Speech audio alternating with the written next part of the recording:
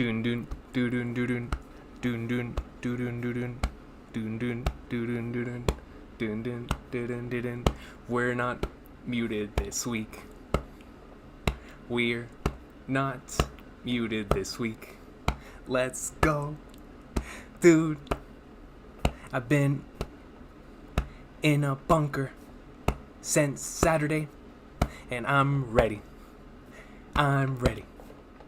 And we have 100 people. Oh my goodness. Let's go, man. The time has come. Where's my dude? I'm shaking. I'm shaking. I couldn't even find my button. First and foremost, yo, this has been one of the craziest weeks ever, dude. Like, yo, I've been in within this bunker like so hard, right?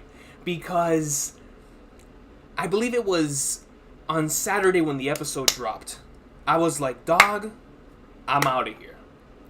Because if this is anything like 1044, I'm about to be just bombarded by, yo, get off social media messages. And I was like, you know what? For this one, because it's the last chapter for a break, I'm going into a bunker. And it was successful, man, because your boy is coming into this really 150% spoiler free. And because of that, ladies and gentlemen, let me get my other camera going, because we're ready. We're ready, man. I haven't consumed any type of One Piece content since the episode when I watched that earlier on this week, man. I am ready today to read the final installment, ladies and gentlemen. I don't think y'all understand me, man. The final installment of that Wano and Onigashima awesome sauce, man. 4 years. This arc has been as long as a presidential election. And my boy Momonosuke won. You feel me? My boy Momonosuke won the presidential election. And so what we're here to do today is to experience the grand finale. I'll never forget when we started this arc in chapter 909. I believe that was like June 30th, July 1st, 2018, somewhere around there.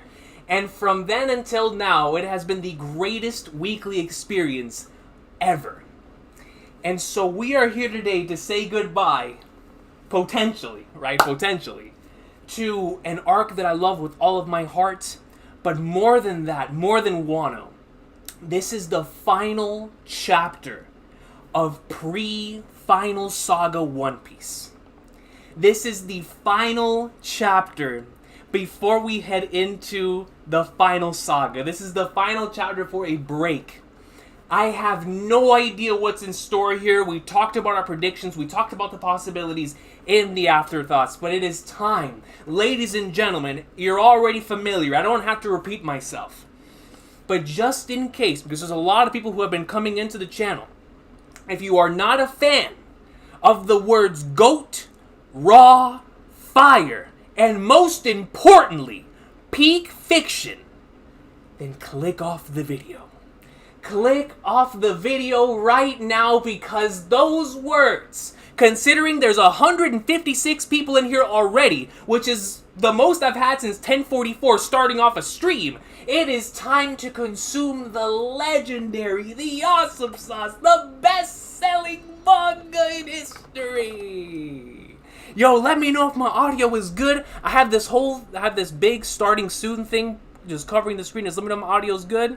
I'm going to peek it a little bit, and then we'll get right into the awesome sauce of the one, the only. Let me know. Audio's good? Yo, Cringe, thank you. Oh, thank y'all so much. Let's go, boy, let's go. We are here today to read the goatness of One Piece. Yo, let's go, man. I got my second camera ready, because you already know for chapters, you already know, man. You already know, dog. During this entire arc, you gotta have a second camera ready. And I've had this second camera ready ever since I started streaming. So, yo, and also, heading into now, while I load in TCB. Shout out to my boys at TCB, by the way. While I load in TCB, just have to give a massive shout out to the individuals that... Come on, Call of Duty. To the individuals that did not like the transition over to the streaming side of things.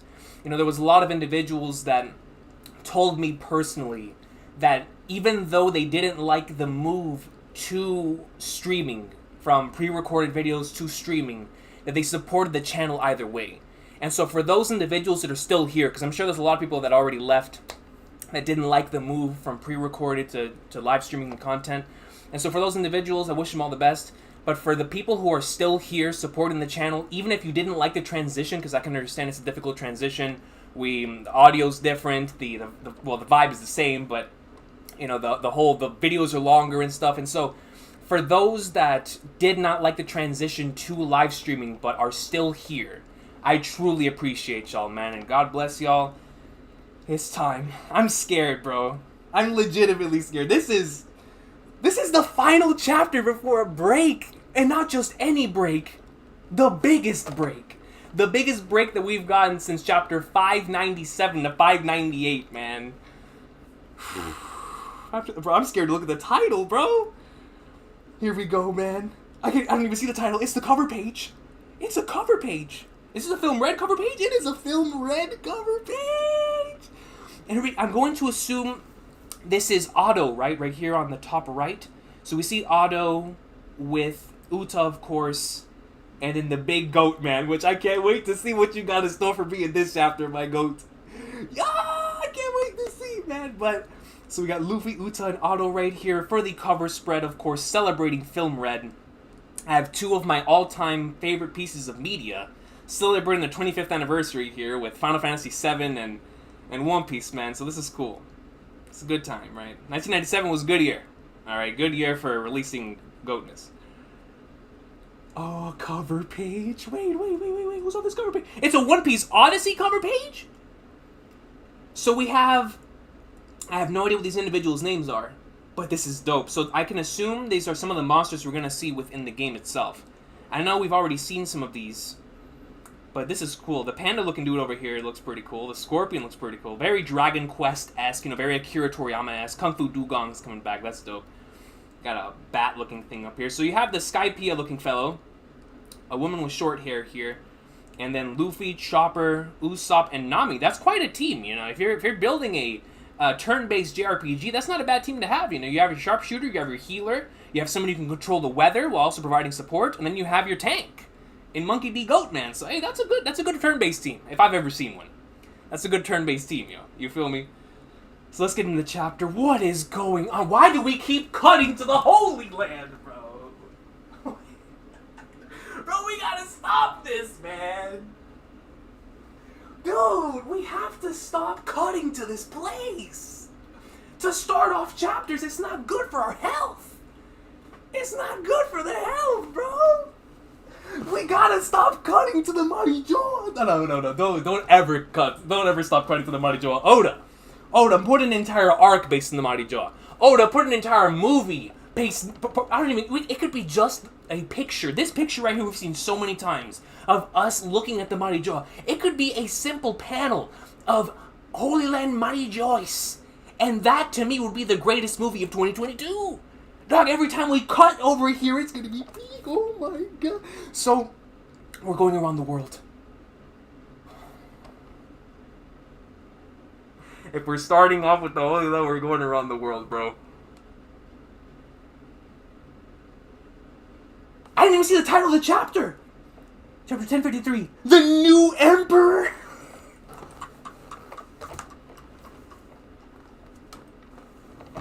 Who is it gonna be, yo? Dog.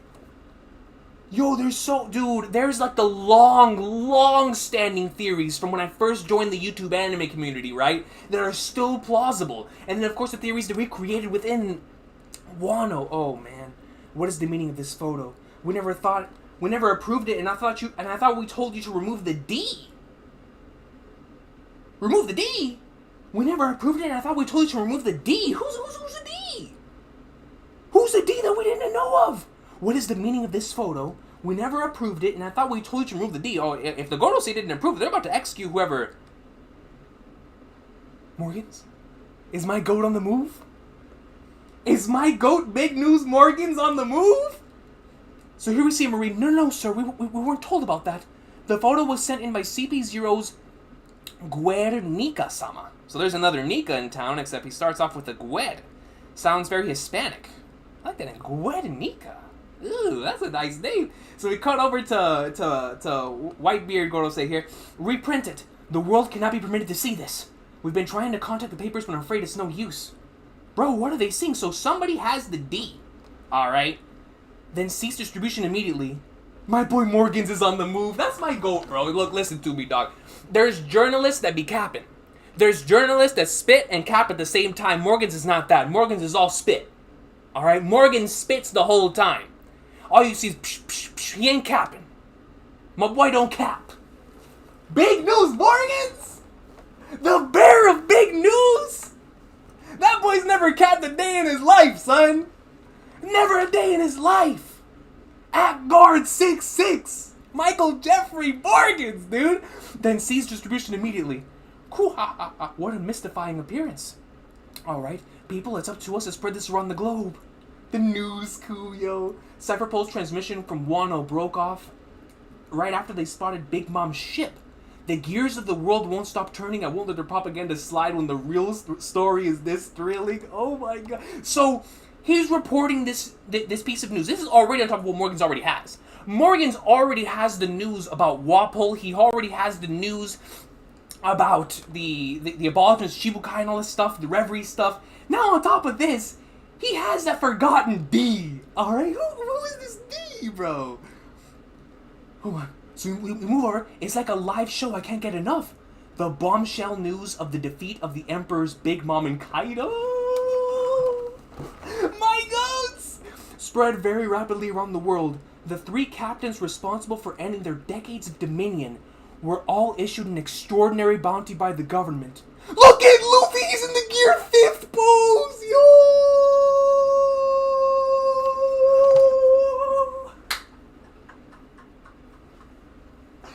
Best bounty poster of all time!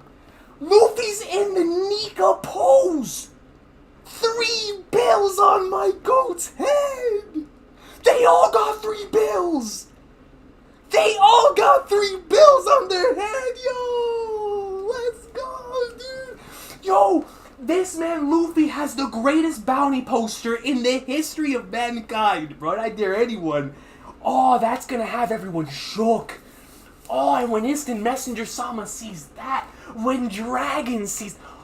When Shanks sees that, he's gonna be like, yo, it's time, Nika, it's time to beat! No, bro, everyone in the world's gonna know now, at least the individuals who know of this. The people that we don't know of this, right? The people that we know Nika. The individuals that we don't know Nika. Like, all of these people, oh, no wonder they were so shook. Who took this picture of my boy in 4K turning into Gear 5th? Who took this picture? Was it one of y'all? Was it me? Who took this screenshot, bro? Yo, somebody screenshotted Gear 5th Luffy in 4K and sent it to Morgan. Whoever did that, that's my goat. That's my goat, man. Dude.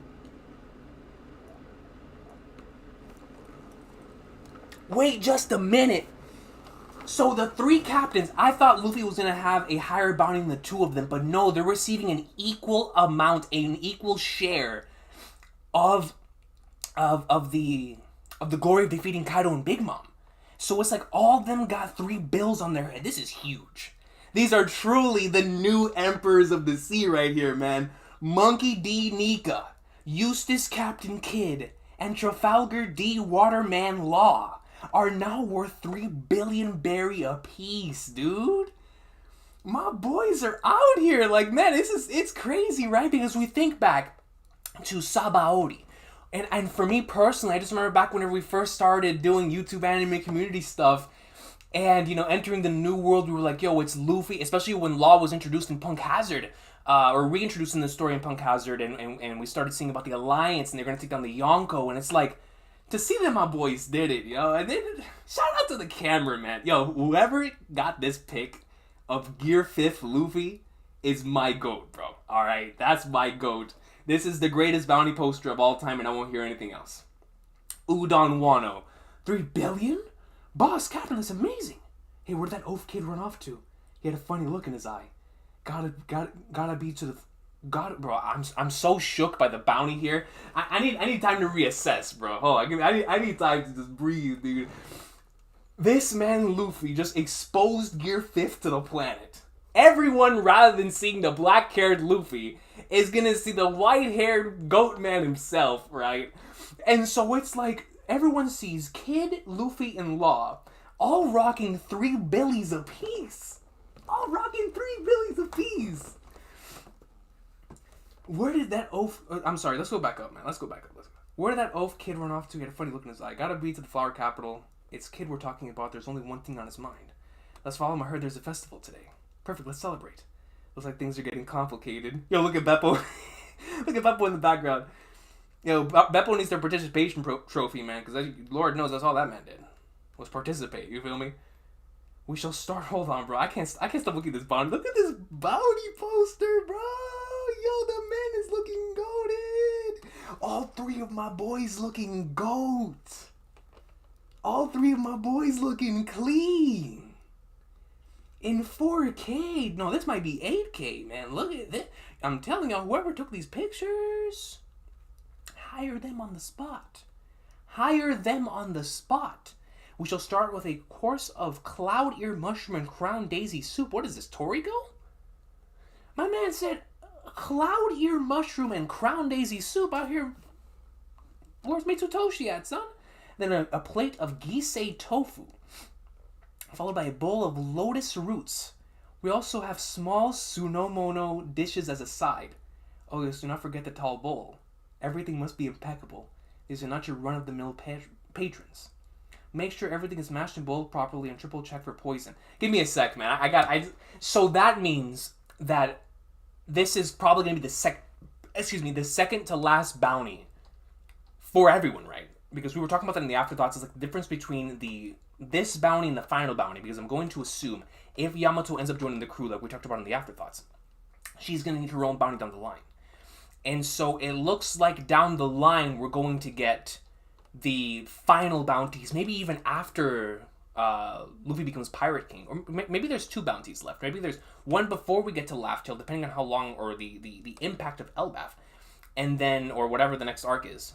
And then after that, going into Laugh Tale and be after Laugh Tale, before the final war. Maybe that's when the final bounties is. Regardless, I'm interested. Because the 3 billion just tells me there's more bounties to come. And that's exciting.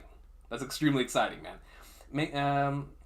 Now then, time to serve. I put everything I have into this menu. It is truly a full course meal fit for a shogun, my president. Look at Boss Jimbei, son. Please enjoy. Wahaha, it looks delicious. Thank you for all your effort. I'm afraid the others wouldn't wait the full 2 hours. From the sounds of it, they're really going to town out there, aren't they? As they should, man. Don't tell me we're about to get... I see the little music thing up here. Don't tell me we're about to get another Skypea picture, bro. Don't tell me we're about to get another Skypea. Don't tell me, bro. Hold up. Everything's free tonight. Free? They got shooting games. Yo, they got Warzone. Invite me. I'll be there. And goldfish scooping. Yo, me and Usopp will run duos. I guarantee whoop anybody. There's chocolate bananas. Chocolate bananas? That sounds kind of good. Sounds kind of good. Look at my goat celebrate. Look, see, this right here is a beautiful thing to see.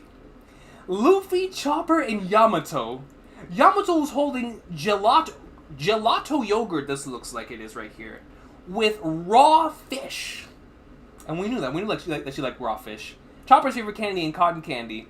And then Luffy's got corn. My boy got a hot dog inside of Wano. That's a little, I don't know about that one, Chief. But they out here serving hot dogs. That's how you know the border's open for real. So we got hot dogs in Wano. We got raw fish in Wano. Is that a burger? Is that meatballs? There's some soda on his head. Hey, man, the border's open for real. The border's open for real. Yakisoba, taco... Okay, I'm tripping. That's yakisoba and takoyaki. Look, grilled squid and candy apples. Cotton candy, too. So, in actuality, this is grilled squid, so it's not even raw. This is grilled squid. I thought it was raw squid. Grilled squid and candy apples. So I was wrong. I thought it was ice cream. I'm not gonna lie. I was about to say Yamato is an individual of culture. An individual of culture to have... I don't eat raw fish, all right? But I love me some ice cream. Don't play with me. I love me some ice cream. This is my first festival. It's amazing. Oh, ooh, Yuko Brook. Soul King playing? He's strumming? Yeah, listen up. This next number was a favorite of Brother Odin. No. It's called Moonprint. Hiyori and Brook playing together? Oh, yo, whoever's recording that, that's a platinum hit. That's a platinum hit. Oh, that means when we get to the anime, we're gonna have a remix of, but it's gonna have like a taste of rock with Brook. So it's gonna have that number one. I mean, can you imagine it? That's gonna be golden, man. That's gonna be fire. It's called Moon Princess. Princess Hiyori. You like them, Nico Robin? Here we go, Robin. I've been so afraid for your existence this entire week. I was like, they can't take my girl, dog. You know what I'm saying? Like, yo, if there's one thing they can't do, if there's one thing that we will not allow them to do, is to take Robin one more time. It ain't gonna happen. But Sukiyaki, spooky man himself. Castle basement. You like them, Nico Robin. Tengu-san, how do you know my name? You're looking at my personal collection. They're my majestic Kokeshi dolls. Cute, aren't they? Not really. Why would your collection be down here? This was originally something of a secret hobby room for me, however...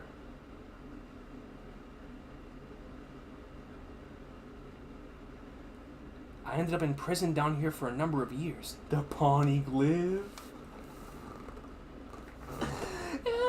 Imprisoned? I thought you were a swordsmith. Who exactly are... Where's Green Bull? Bro, I was so caught up in the bounties, I forgot about my dog. Regardless, imprisoned, I thought you were a swordsmith. Who exactly are you? So, Sukiyaki was imprisoned here. Imprisoned by who? I took to smithing because I had a talent for it, but it was always just a hobby. Governing is such weary work after all. Don't even tell me. Were the legends true?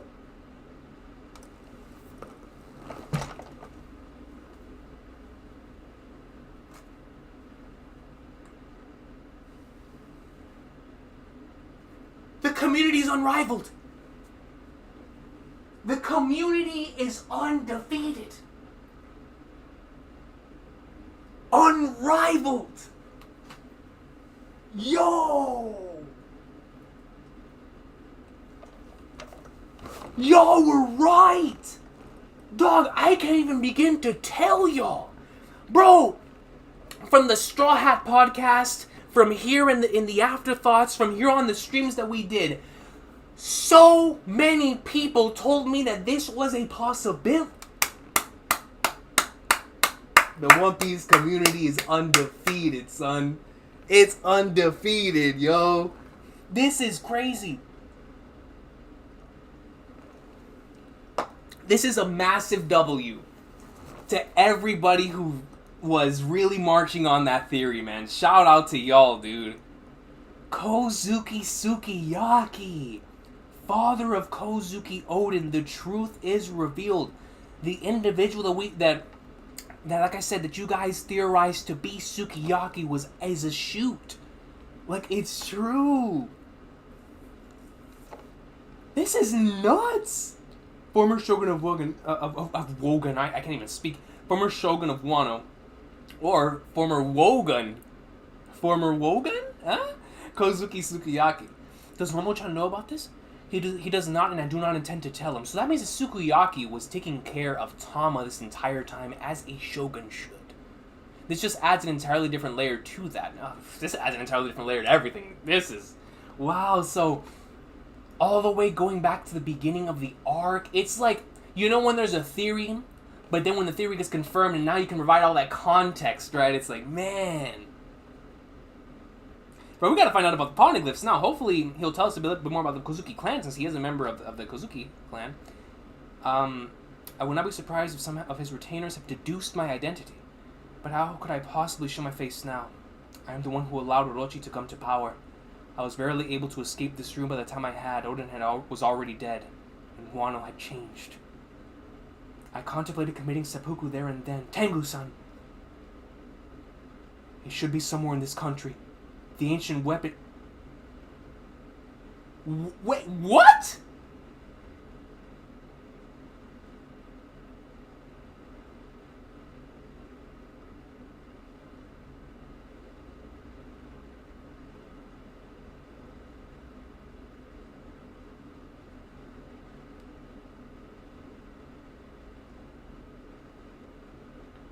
Tengu-san... She cut my dog off like, yo, stop talking nonsense! I don't care about your backstory! Where's Pluton? Yo, bro, Robin's a bigger savage than Conky. No, not to that level. But, you know, Robin is an equal level savage as Conky. Dog, my boy was pouring out his heart! And the poneglyph spoke to her, bro. They were like, brother, sister, the poneglyph is here! Listen to it! Pluton! Wait, so if Pluton is here, does that mean that this is why Kaido thought Wano was so special? Who is Pluton? Don't even tell me that the theories were true, bro. Don't even tell me that just like Poseidon, that Momonosuke himself is Pluton.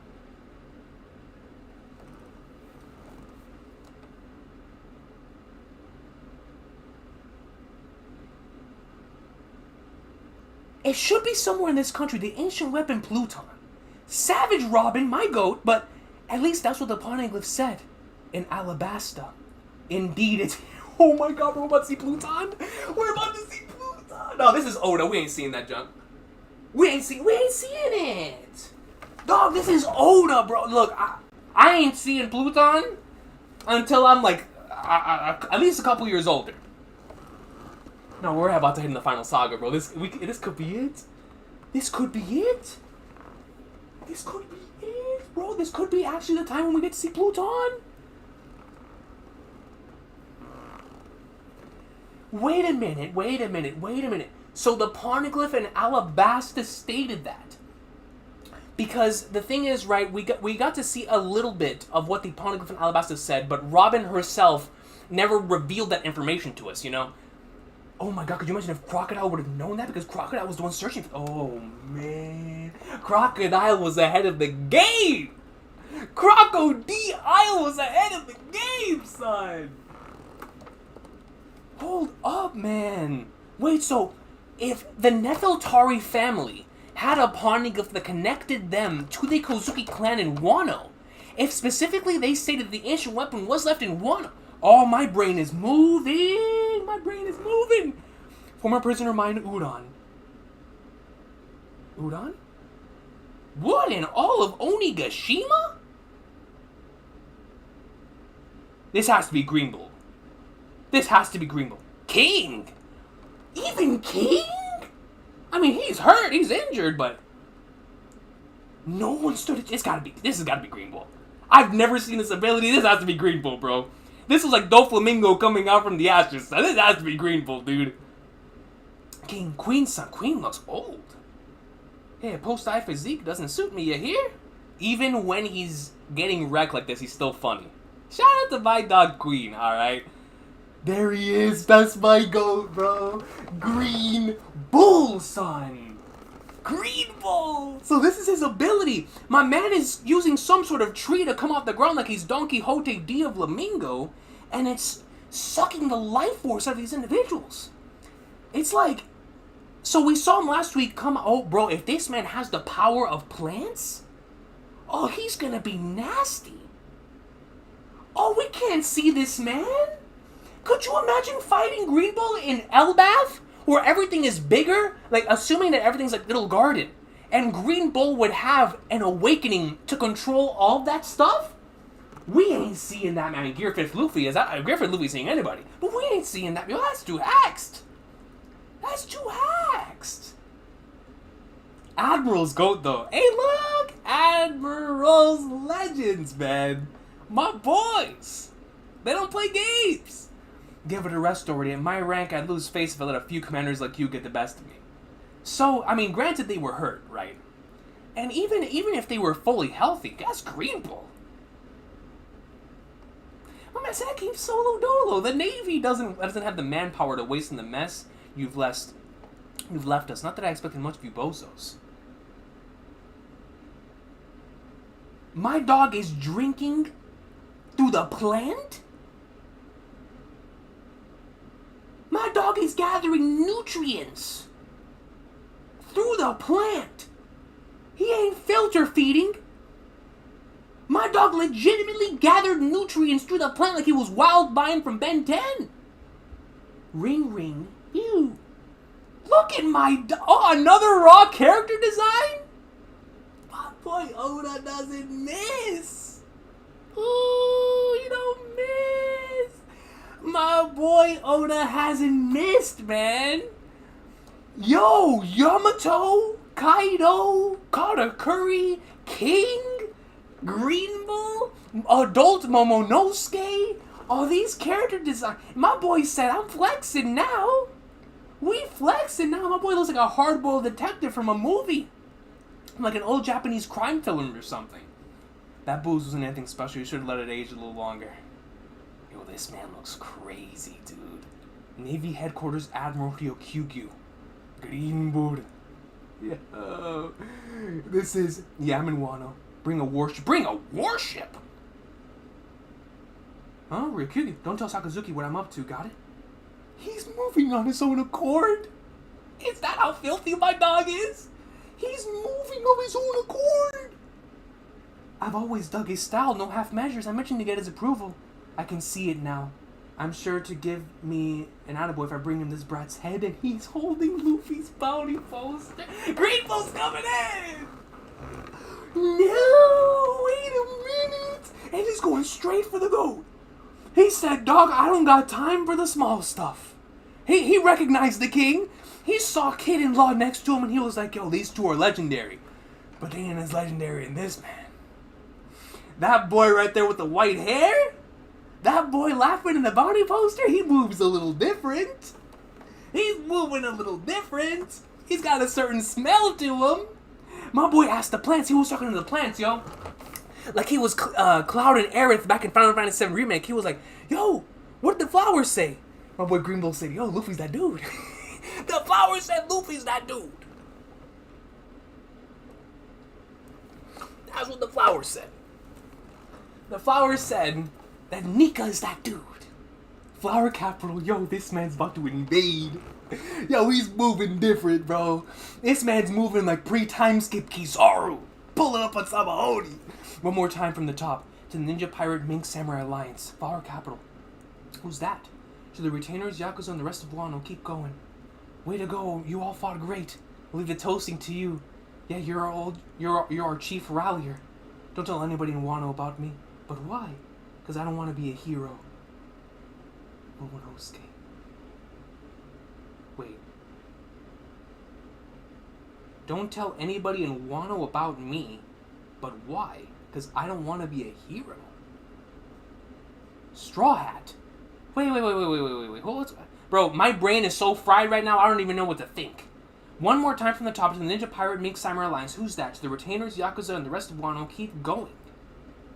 Don't tell anybody in Wano about me, but why? Because I don't want to be a hero. Bro, who is this?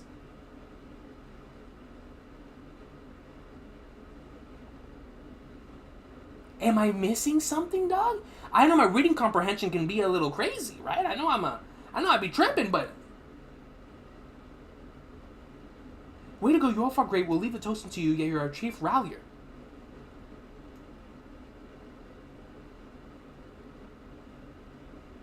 I'm so perplexed right now, dude. Hold up. Straw Hat, we see Kid, he's pulling up. If I crush you here, Jaggy! They've been lit. Alright, here's to all the feast that we come. And Luffy grabs Kid on his own free will. outside of his own Frio, he grabs Kid. You're having a toast, dude. Here we go. Cheers! Oh, this is a wonderful panel, man.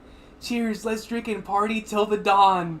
You see the drums of liberation right here, son? This is a wonderful panel right here. I love how it's Luffy and Kid. You know, that callback chapter 924. You get to see all the legends. My boys, Zoro, Denjiro, who was missing, is here. So shout out to my dogs for being able to fully, celebrate and have this moment with one another, man. Rashi back there. Karen, Neko. Man, everybody's here. Pirates sure are rowdy. This is the biggest and wildest. Yogoro. We didn't see him last week. Festival. Oh, Kinemon and Suru. See that? That right there. I was like, dog, if Kinemon's gonna live, if Kaido and I forgot what chapter 10, 14, I think that was, whenever he had a savage moment of striking Kinemon, I was like, yo, I talked to Laz about this the other day. And we were like, yo, if my dog Kinemon didn't die, it better have been for a legendary moment. First and foremost with Momonosuke, but second of all with Suru. And so we got to have a single panel of the two of them right here, and we love to see it. We love to see it, man. This is the biggest and wildest festival I've ever seen. Speed, the Komainu, Tama, let's go, man. This is a beautiful page, dude. I turned the page and saw Shanks, bro. Whoa! Wait a minute! Bro, that's the one dude that scares me the most. And there's no page turn that gets me like that one. I can't even look at the screen right now, bro. I can't even look at the screen. Hold up. Well, the SH in Shanks, you know what it stands for, man.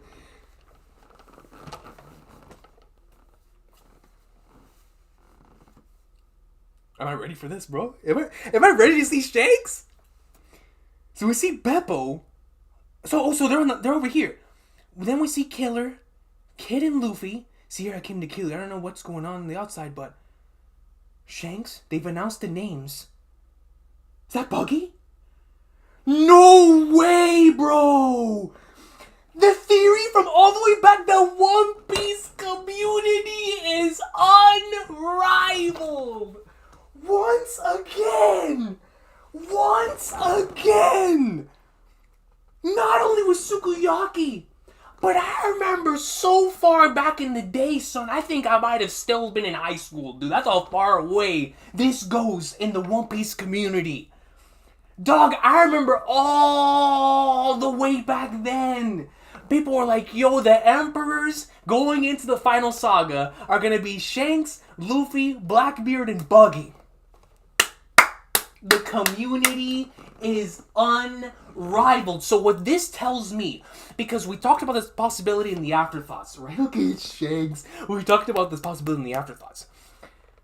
What about if Kid and Law are considered to be under Luffy in regards to they're not going to give them the titles of Emperor just yet? And who are they going to give it to? And because the Buggy and Mihawk theory, specifically those two, have been around for so long, we're like, hold up. Because on the way last week's chapter ended, it kind of felt like a bait. It felt like a bait and switch type of thing. Like, wait a minute. This might not be leading towards actually Kid and Law. And if it is, we're going to have 5 Emperors. Because I honestly did still believe in that theory from back then of either Mihawk or Buggy being one of the individuals that, just like the theories were from back then, that were going to take up that spot. So Mihawk, of course, being solo dolo on the seas, he doesn't have the territories. He has the strength of Yonko, but he doesn't have the territories. We know Buggy does, man. It makes sense from an Oda comedy standpoint. It makes sense from a storytelling standpoint. Now Buggy can have that moment with him and Shanks going to laugh to... I love this. My boy Buggy is out here, son. He's out here. They've announced the names of the new emperors. Yo, look at the Yonko of the sea.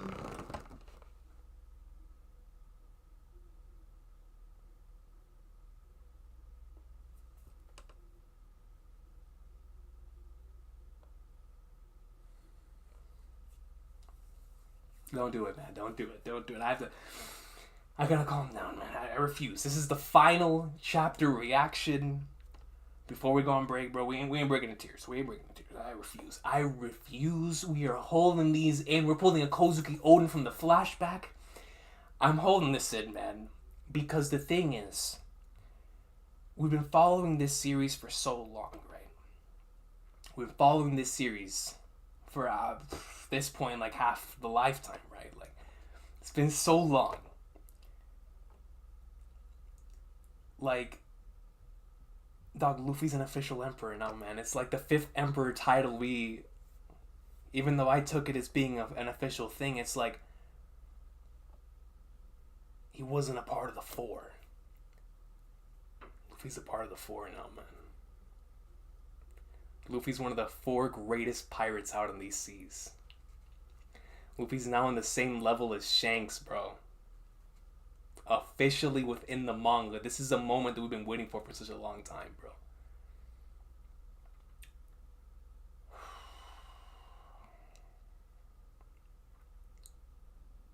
Before I continue reading, I just gotta hold that in for a sec, man. Because, wow, man.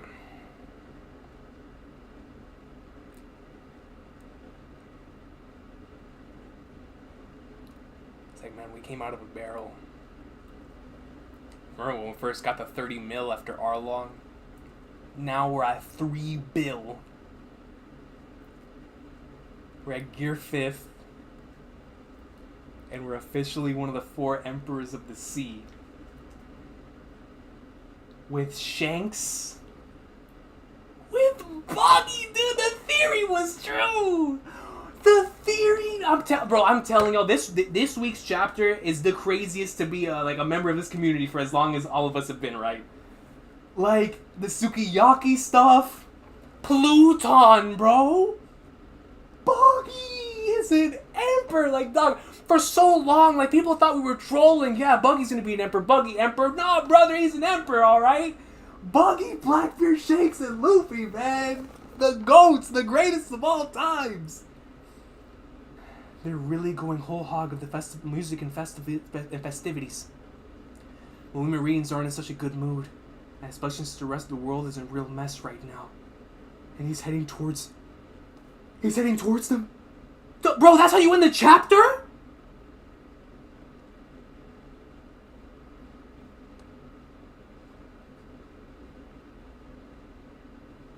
You've got to be kidding me. You have got to be kidding me, bro.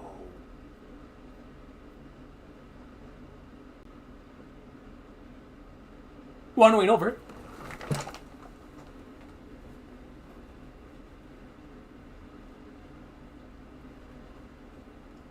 Wano ain't over. Wano ain't over. Okay, so we're heading into post Wano. So it's just like we were thinking. Post Wano is going to connect with the final saga, right? Like after this, we're gonna see. So post Wano, the next volume. So now we're gonna head into like volume 45, volume 90. Oh my god! So next time we get back, what are we even gonna see when we pop? Dog, Green Bull is going towards them with the festival on the... We're gonna start the final saga with an admiral pulling up. Look at Luffy's eyes popping out here, Gear 5 style. I didn't even notice that at first. Yo! Bro, hold up. Yo, this is a lot to process, man. This is a lot to process. Give me a few moments. Give me a few moments.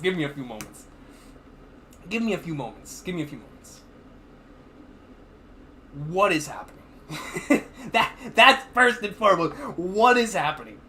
Green Bull is heading for the Flower Capital. The night has still not ended. The banquet has still not ended. The moments here have not ended. They have not ended.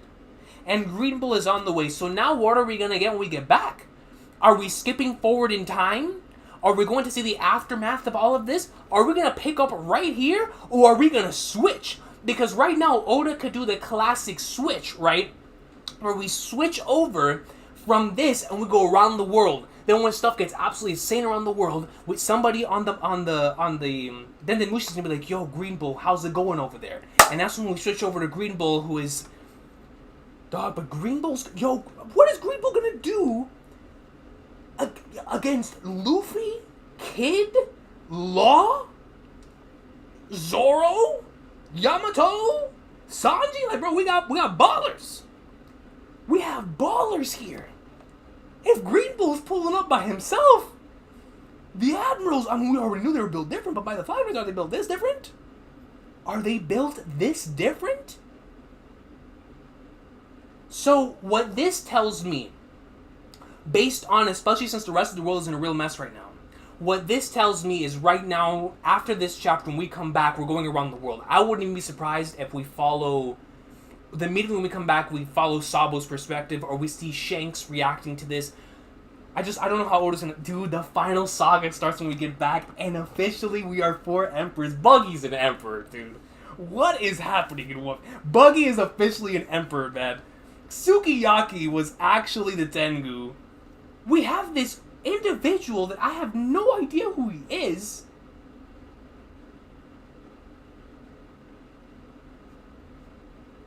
Am I tripping, bro? I'll ask y'all here in a second. So, Green Bull's nasty. Green Bull's nasty. Obviously, Green Bull's filthy. Pluton is here and wallowing over. The main conflict, sure, but post-Wano's gonna get crazy. So, post-Wano's gonna get really, really great. So this is a confirmation. Once again, the post-Wano's gonna lead us right into what is gonna happen in Final Saga.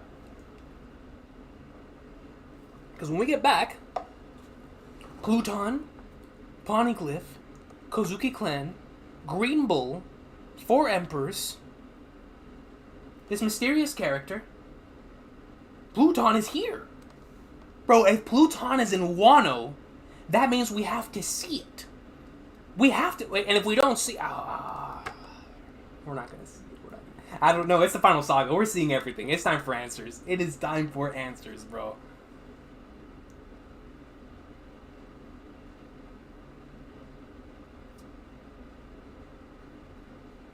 We're going on a month break with Green Bull pulling up to Wano, bro. Green Bull himself is pulling up to the banquet. So, Muddy Jaw, somebody has the D initial. I'm going to assume they're talking about Luffy, because we're talking about the photo and the D, so they didn't want people to know that Luffy has the D, right? And so, I'm going to assume that's what that means. Now then. Excuse me. Stuff is going crazy. Stuff is going crazy. Big news, Morgan's having the time of his life. We go quickly around the world to see how certain individuals are reacting to this.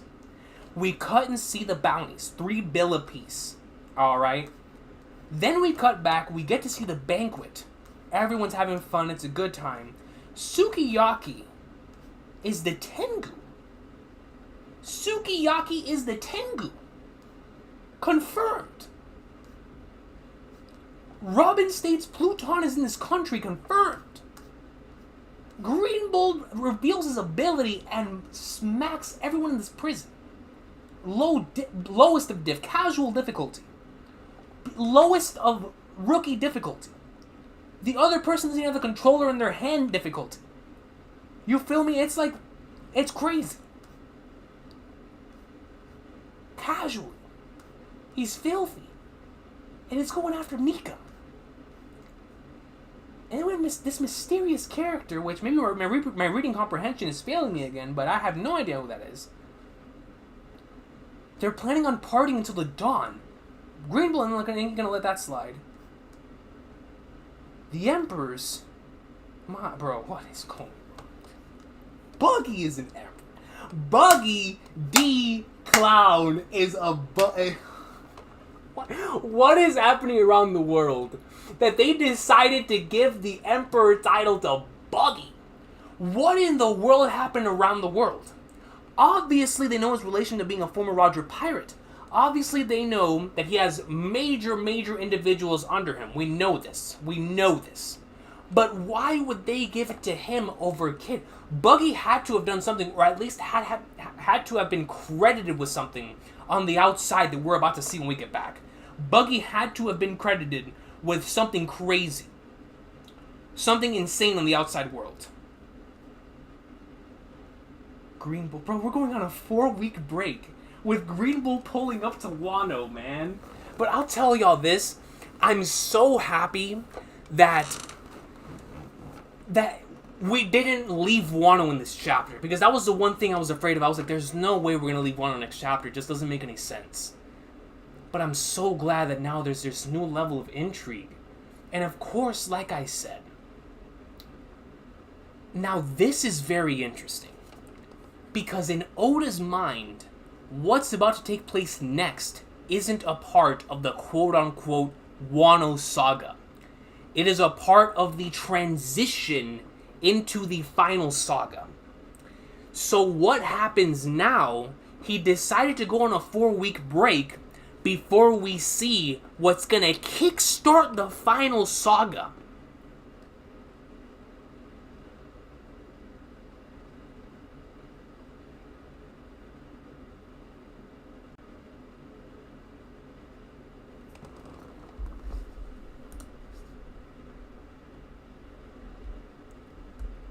Yo.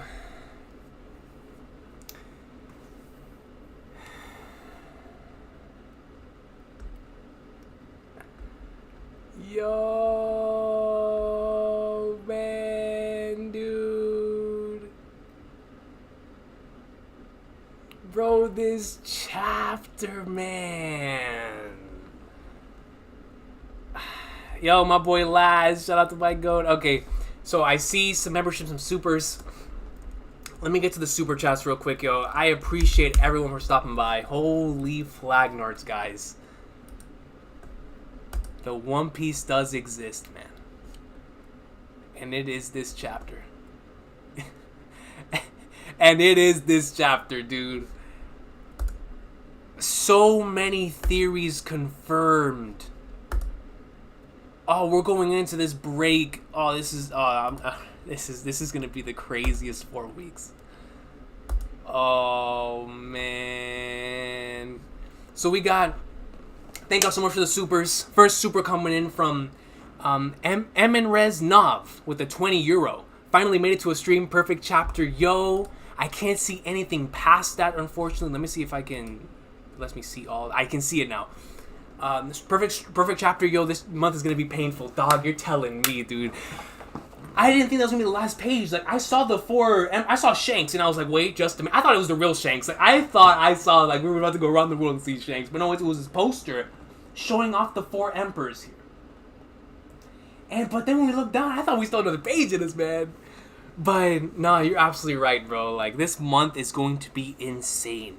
But it's also going to be beautiful because now we're going to have this month to speculate because Oda left us on a great cliffhanger because now we can speculate what are we going to see when we get back.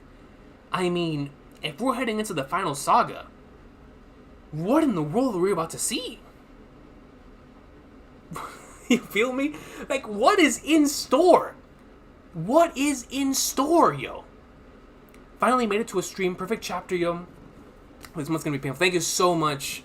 Emin Resma, bro. I truly appreciate you for the €20, man. You're a goat. Thank you. Sweaty Legs comes in with a $5 Canadian. Thank you so much, Sweaty Legs. The cover, volume 25, foreshadowed this. Goda's in the middle of the cover. Bro, one of the greatest volumes ever made.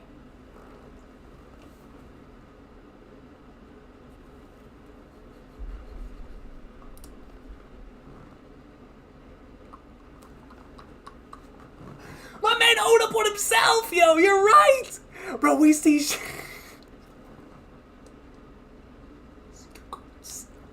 We see the 4 emperors. Volume 25 is a spoiler. Volume 25. Let's go, man. Yo, I keep trying to tell you, dude, this just fuels more fire to what we've been saying here on the channel for so long. That the most important stretch in the series based on, or at least until now, but pre-time skip before the Marine Force stuff, in terms of stuff that was going to be long-term, that we know have massive importance, is from the moment that Robin and Crocodile were in front of the Poneglyph, all the way until Skypia, right? There's so much there, especially in Jaya, that is endgame stuff, that now we have a volume cover to confirm that. My boy Oda knew. He's known for years. He's known for years. But I appreciate you, Sweaty Legs, man. That's dope. Lyndon Brock comes in with a BRLR2. I appreciate you, Lyndon Brock, man. Thank you so much. Shout out to Presno. He told me that he showed you the channel, so I truly appreciate Presno, and I appreciate you for checking it out, dog. And you come with another BRLR2 and says Sabo is on... So wait, there is no way Sabo is in this chapter, bro. Sabo?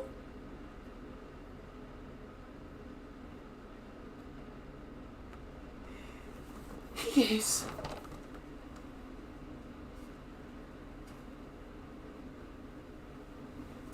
Sabo's in the chapter.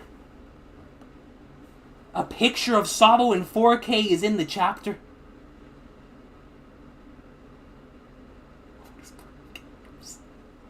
I'm tired of Oda playing games, man. Yo, thank you. I promise you, I probably wouldn't have seen it until my reread. Yo, good eye, Lyndon Brock. Thank you so much, dog. Holy Blagnards. Andres Gonzalez comes in, member for 5 months. Truly appreciate you. Andres Gonzalez says, awesome week for Buggy Greatness. Buggy Greatness confirmed. Confirmed, yo. Man. Post Wano is about to be peak fiction, dude. And then we got... I saw my dog SJC. Recon says the saga ends with Blackbeard and Shanks fighting for Pluton. That would be the... If that is what Blackbeard is going for. If Blackbeard is going for the Pluton... Wait a minute. Pluton specifically in Wano, right? It's not in Onigashima?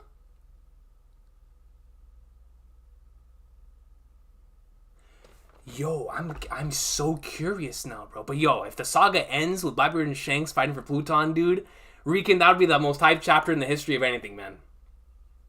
In the history of anything. But thank you so much for that, Recon, bro. I truly appreciate you for the 4 months. Man. My boy SJC. SJC. There we go. SJC, bro. Welcome to the Kingdom of Awesome Sauce, man. That's a good brother. Always has been, always will be. Shout out to my boy SJC, man. Bearer of big news, baby.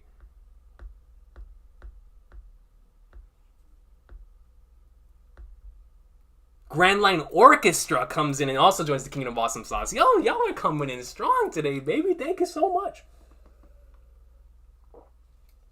Thank y'all so much, man. Goodness gracious.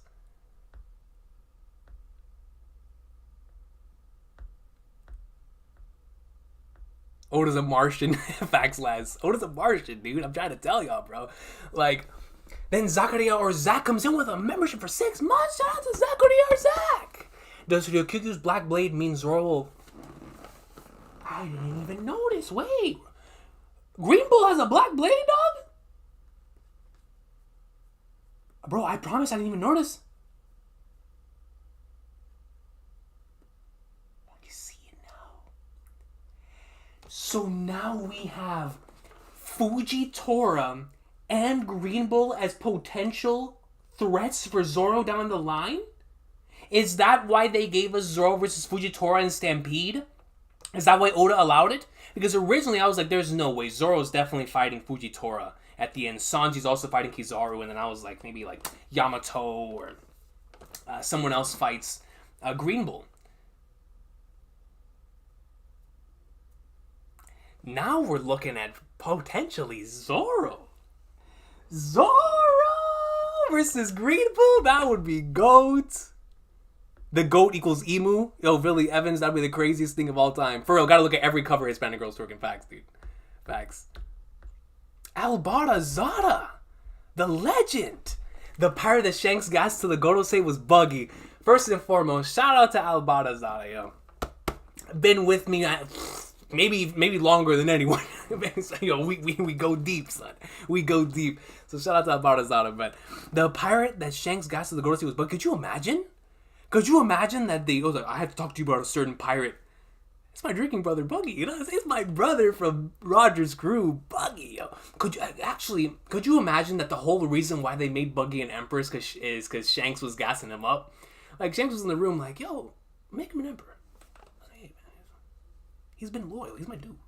He's my guy. You saw what he did in Marineford? He's got talent, you know. He deserves a max contract. Hey, put him on the table.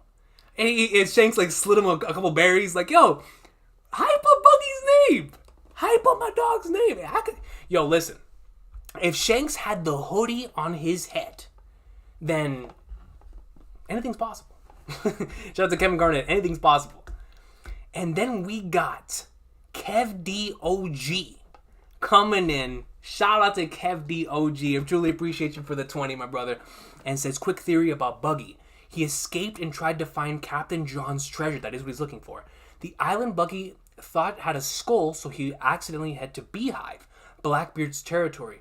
Morgan's writes it as an attack, and Buggy gets clout. I actually really do love that. I love that theory. Because not only does it make sense for Buggy, and it makes sense for the comedic storyline that Oda is trying to tell, but it makes so much sense because Blackbeard is currently heading off to a different location, and we know that he didn't leave anyone behind. He took his whole crew with him. And so they could state in the paper, you know, Buggy going, he finds this island, other individuals like, yo, it's Blackbeard's territory, and they just invade, and Buggy's like, oh, there's no one here? Let's take over it. They take over the territory, and then the Gordos are like, wait a minute. This man's out here taking over Blackbeard's territory? What's going on here? I love that theory, yo. Shout out to Kev D OG for a fire theory, man. That's a great theory. That's a great theory, dude. Thank you so much for the 20, brother. I appreciate you. I miss your reaction week on how you feel about Buggy as Yonko. Dude, Chikoki. Listen to me. I felt the same, more for Buggy, honestly. The Sukiyaki thing was shocking, but because of the community theories, it's more of a confirmation of like, wow. The thing that really shocked me in that part was Pluton.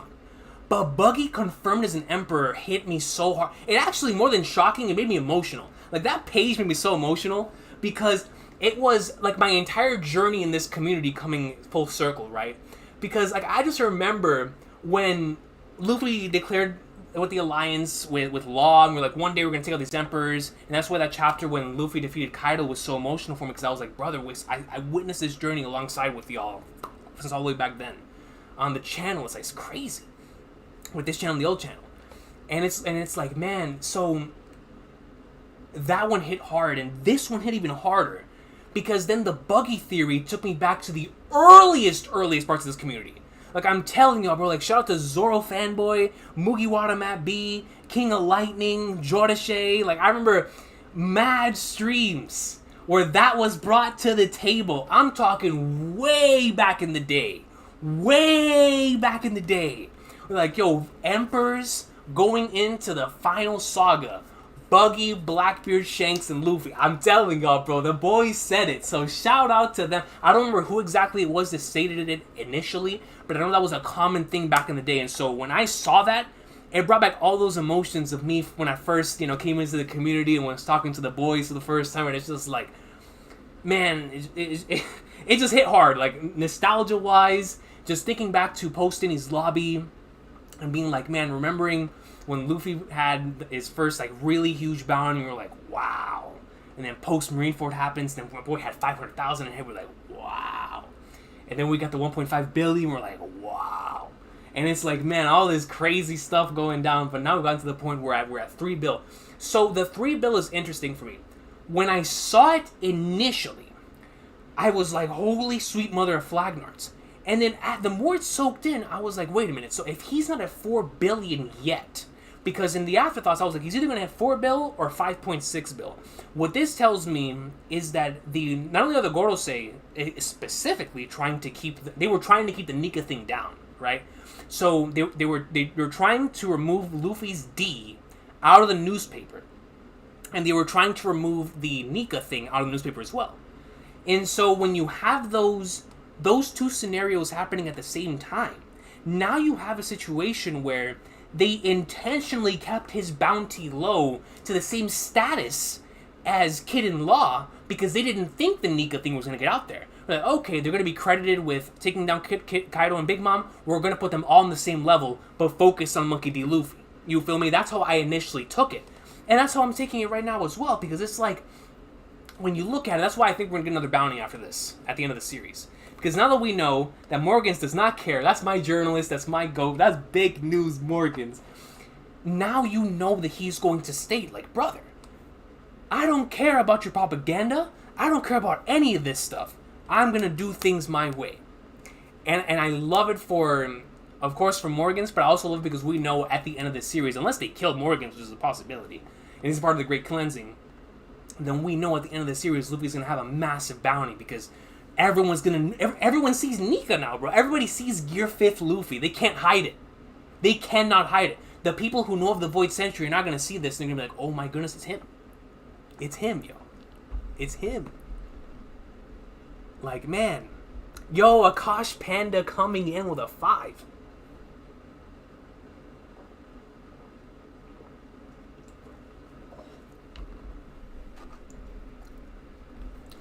Akash Panda coming with a 5 and says, to clarify, Luffy told Momo to not tell people about him because he doesn't want to be a hero. Thank you for that, man. I was confused about that. I was like, are we seeing a mystery character? Is my reading comprehension failing me? I get it now. So those were 2 separate panels. Because when we saw Yamato holding the individual, I was like, that looks like Momonosuke. But I was like, maybe that person from 1004 really wasn't Hiyori. So then I was like, hold on, okay, so now we have a confirmation, like you told me, Momonosuke is the one in that panel on both sides. Because that's when I saw the dragon form, I was like, wait a minute, maybe? When it was a transition from the one panel to the other. Now I know that the one that Yamato was holding in that image was Luffy at the end of the last chapter. Now that makes more sense to me, right? Where Momonosuke being like, I don't want to be a hero, trying to be like Odin, right? That to me is really cool. So thank you for that. Thank you for clearing that up. Like I said, my reading comprehension failed me right there. Their position at volume 25 in this chapter. I'm telling you, I just saw it. Like my mind is blown. They're literally in the same exact place. They're literally in the same exact place. Look at this. You got Oda in the middle, or maybe Im-sama in the middle, and then you got the 4 Yonko. The 4 Emperors of the Final Saga. Volume 25.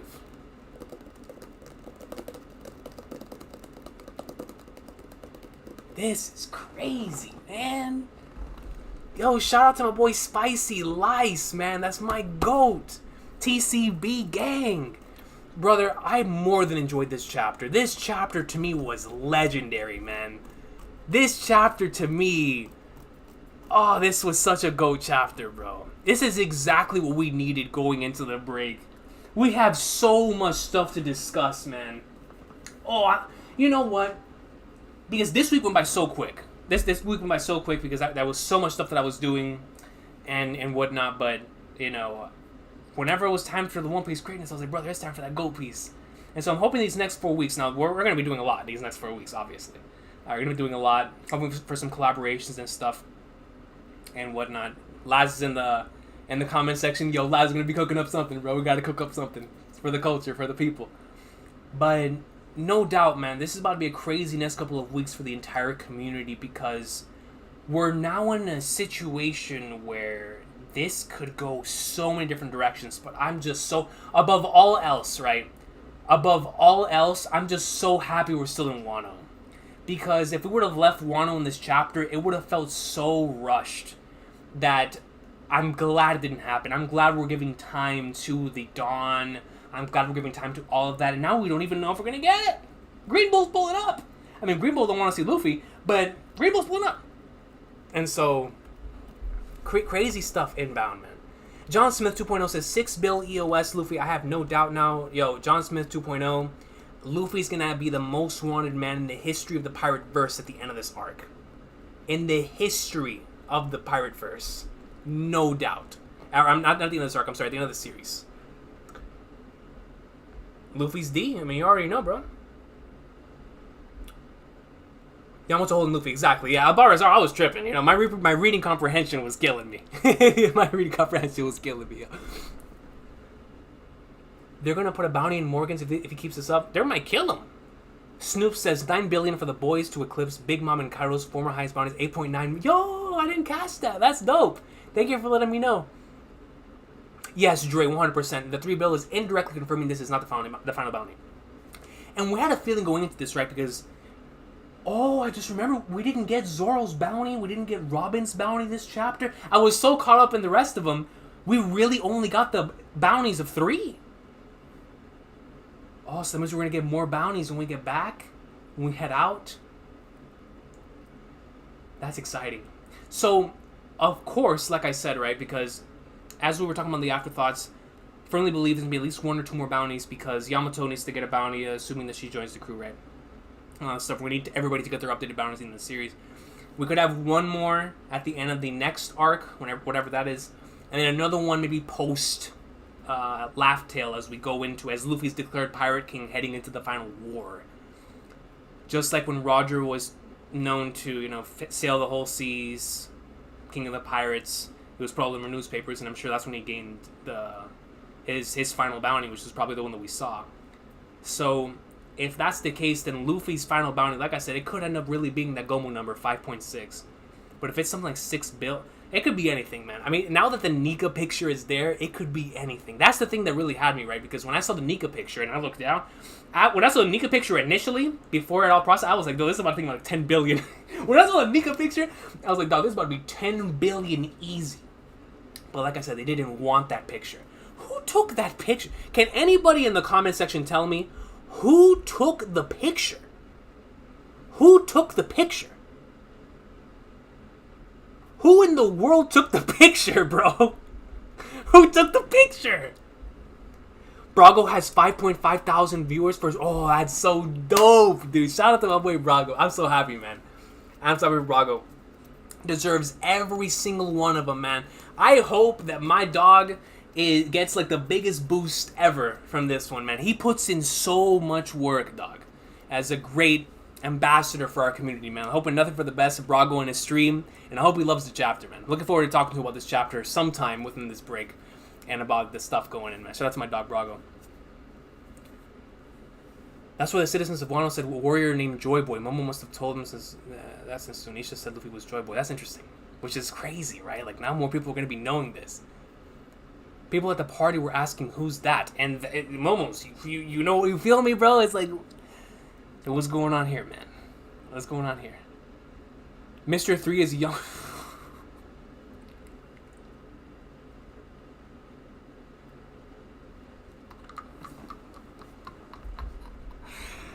Mr. 3 is a Yonko commander. Watch out, yo. Mr. 3 is a Yonko commander. That's the strongest Yonko commander, man. I'm sorry. Yo, Ben Beckman, Zoro, my boys, Rayleigh. I'm sorry, man.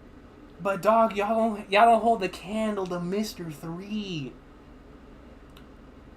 Okay, so I've been told here to look at the chapter notes and then the color pages. For some reason, like I said, I was just so lost. So let's look. Chapter notes, Guernica. The CP0 agent's name appears to be referenced to the infamous 1937 Picasso painting named for the city of Pix. It was bombed by Nazis. It has since become a symbol for anti-fascism. Interesting. So that is the name of the CP0 agent. Then Green Bull is based on an acclaimed actor and music artist Harada Yoshio. His name Adamaki comes from... Oh, that was his name, right, in this chapter, Adamaki. I thought that was like a tag or something. That's his name. So Adamaki Ryokyugyu. Comes from the 1990 film Ronin Guy, where Harada plays a drunk, lecherous Ronin of the same name. This film also features the actors who are the inspiration for Kizaru and Fujitora, as well as the character known as Bull. The film's climax involves a redemption for Aramaki as he struggles to save a prostitute named Oshin from being executed from corrupt samurai. The execution method involves bulls too. Aramaki is also put on seating, which is an allusion to his powers. That's actually really cool. Statue reached Shi, Death, Kawa River, Shinju, and Mine. Shinju is a suicide pact, almost suicide. It's usually done by lovers. This man had Romeo and Juliet on his chest. The tattoo itself is Rakugo tail, Shinawa Shinju, Shinju in the brain. The use of Shinju implies a much darker attachment to the area. This tattoo basically switches the location. Shikawa is probably intended to know Shinikawa, which contains famous security for Ronin. First, the sound of the time of Rakugo, which is an ancient process also known as. So we're about to get into something potentially with some sort of Oirun, or like an old Oirun connected to Green Bull, but maybe not necessarily, right? We don't have to have direct references.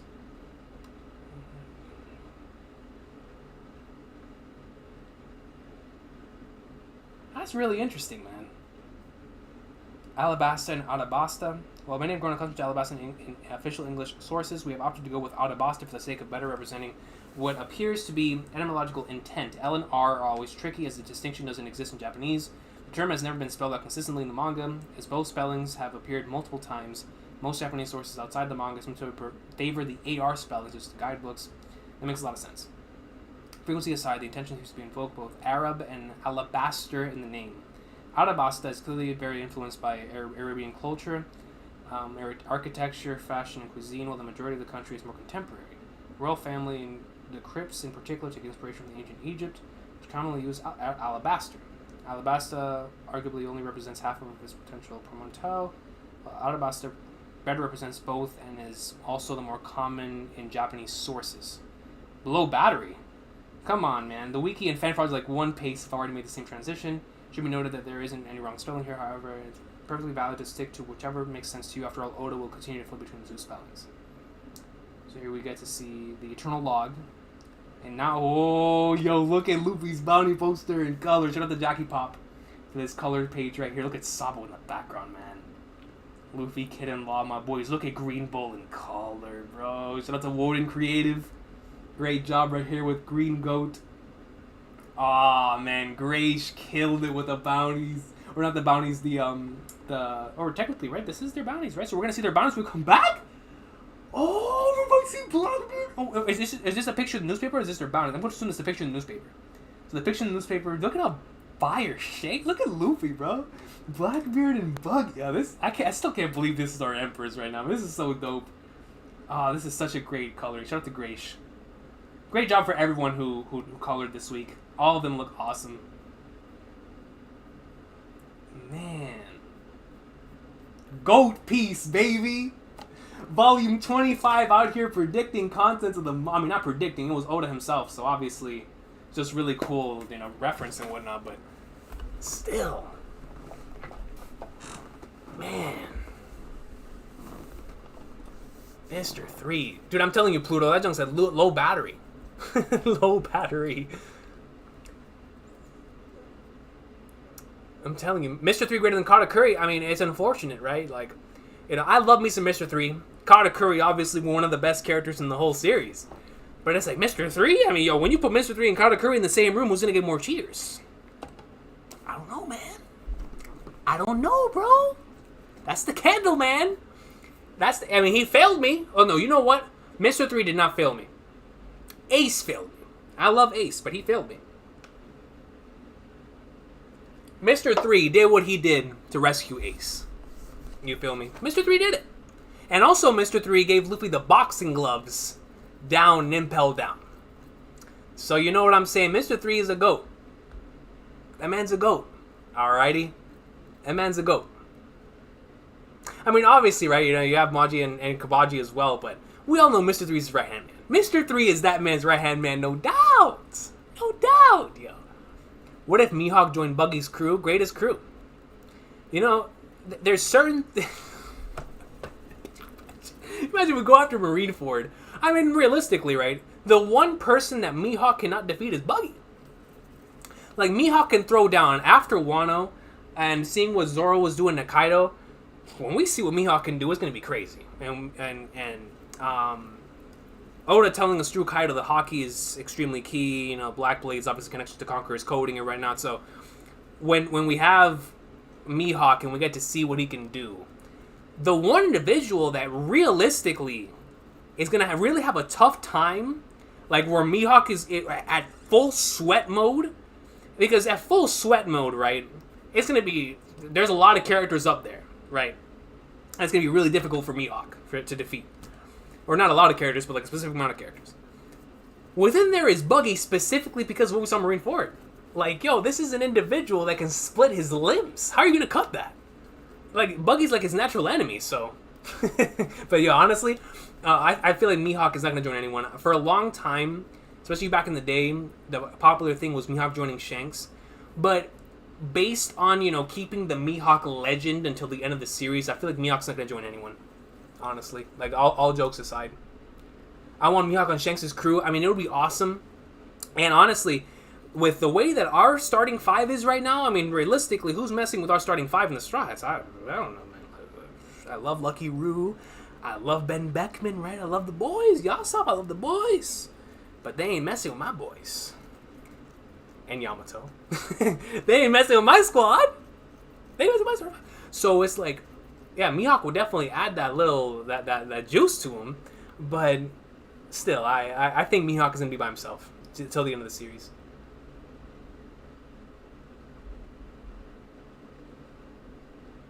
Recon's brain and heart are going to be overloaded today from both One Piece and non-One Piece stuff. Dude, my brain was shattered before I even came into the stream. Because I saw the Final Fantasy VII event. And my mind was just, I couldn't compute. And it was lagging. I didn't even get a chance to see the non-lagged version, right? It was lagging so bad. And I couldn't even see the non-lagged version. So I was like, you know what? After the One Piece stuff, I'll go back and rewatch the reveal for Final Fantasy VII Remake Part 2. For Rebirth, I think it's called. So I'll rewatch that then. Crisis Core, right? Remake. That's going to be super dope. But all of that stuff, I was just going crazy. But I love FF7, obviously. It is arguably besides One Piece, like a piece of media that has influenced me up there, right? Like as one of the most that have influenced me. But this week's chapter of One Piece has overshadowed everything that could possibly happen. Dog! Buggy is an emperor. Luffy is an emperor. Green Bull is pulling up.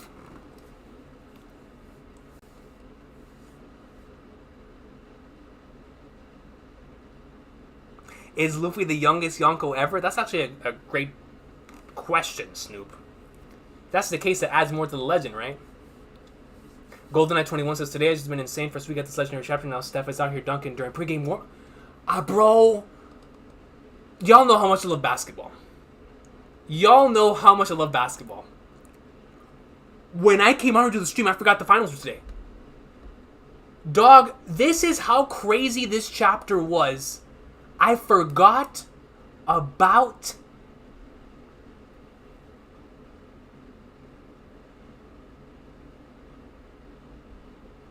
I forgot about the finals. I forgot about the finals. Oh my gosh. Dog, One Piece has me so messed up. I forgot about the finals, dude. Alvida greater than Mr. 3. You might be spitting, Yodozuya. Like, you might be spitting. Vortex says, for the time being, Shanks is the highest bounty among pirates. You know, Vortex, I'm still sticking with when we see Blackbeard's bounty is going to be higher. Because I do believe whatever Buggy did on the outside of the world, I feel like Blackbeard might have done something to just as impactful as Luffy did, right? So I feel like when we switch back, when we get to see everybody else's bounties, I feel like Blackbeard's bounty is going to be higher. But for right now, you're right. Shanks does have the highest bounty. Akash Panda says, all current Yonko were at Marineford. You know, Peak Fiction confirmed, right? You know, we had the legends all show at strong showings at Marineford. All strong showings. What percent do you think King and Queen were at this chapter before they got destroyed? Like at 5, honestly. Like, well, you know, a week has passed. A week has passed. King and Queen were a good percentage. For me, it doesn't really matter, Brez Boy, because regardless whether they were at 50%, 70%, 80%, 100%, Green Bull to me is still whooping both of them. Because whooping is a strong state. King is nasty. King is nasty. Queen is too. But the way Green Bull presented himself this week, hey, Admiral respect. Admiral respect, dude. Alright, Admiral respect. Maruko says, man, I can't believe what happened to Buggy, that he became a Yonko. Same here. Like, what in the world did he do? So, a great theory was brought up earlier. And it was like... So, KevDOG brought up to all of us earlier the theory of Buggy pulling up to Blackbeard's island, to the island full of lead, thinking that's where Captain John's treasure was. And they invaded the territory. Maybe somebody from the news was there, and they saw Buggy take over the territory. You already know, Buggy, knowing like, oh, this is the island full of lead, what are we doing here? Like, oh, Blackbeard's gonna destroy us. And then somebody like Alvito or Kabaji was like, no, Blackbeard's not here. And Buggy was like, say less, we're going in. And then that territory, which was Blackbeard's, is now taken over by Buggy. And I love that theory because it makes sense from Oda's comedy, like his style of comedy, especially when it comes to Buggy. It makes perfect sense for that, and I love KevDOG's theory. I really, really do. Mihawk is the goat in the middle of the Yonko cover page. Lost Marimo, you're not even lying, dude. That might actually be true. It's either Mihawk or Dragon, right? It's Mihawk, Dragon, or like Instant Messenger Sama. Or Green Bull. Lazy Mofo says Mihawk has a crew of the baboons. Yo, you're right. Imagine Mihawk pulling up with the baboons to like anyone. I mean, they're gonna be nasty, bro. They're gonna be nasty. They're gonna be nasty.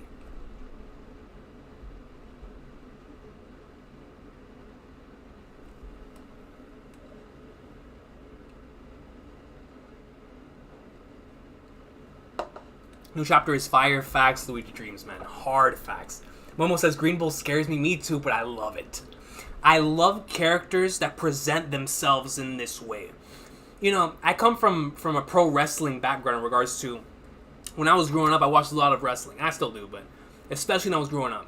And the way they established new characters by making them beat up characters that we thought were strong. So like you introduce a new wrestler, he wipes the floor with the roster. We're like, oh, Leif Wagner's is that dude.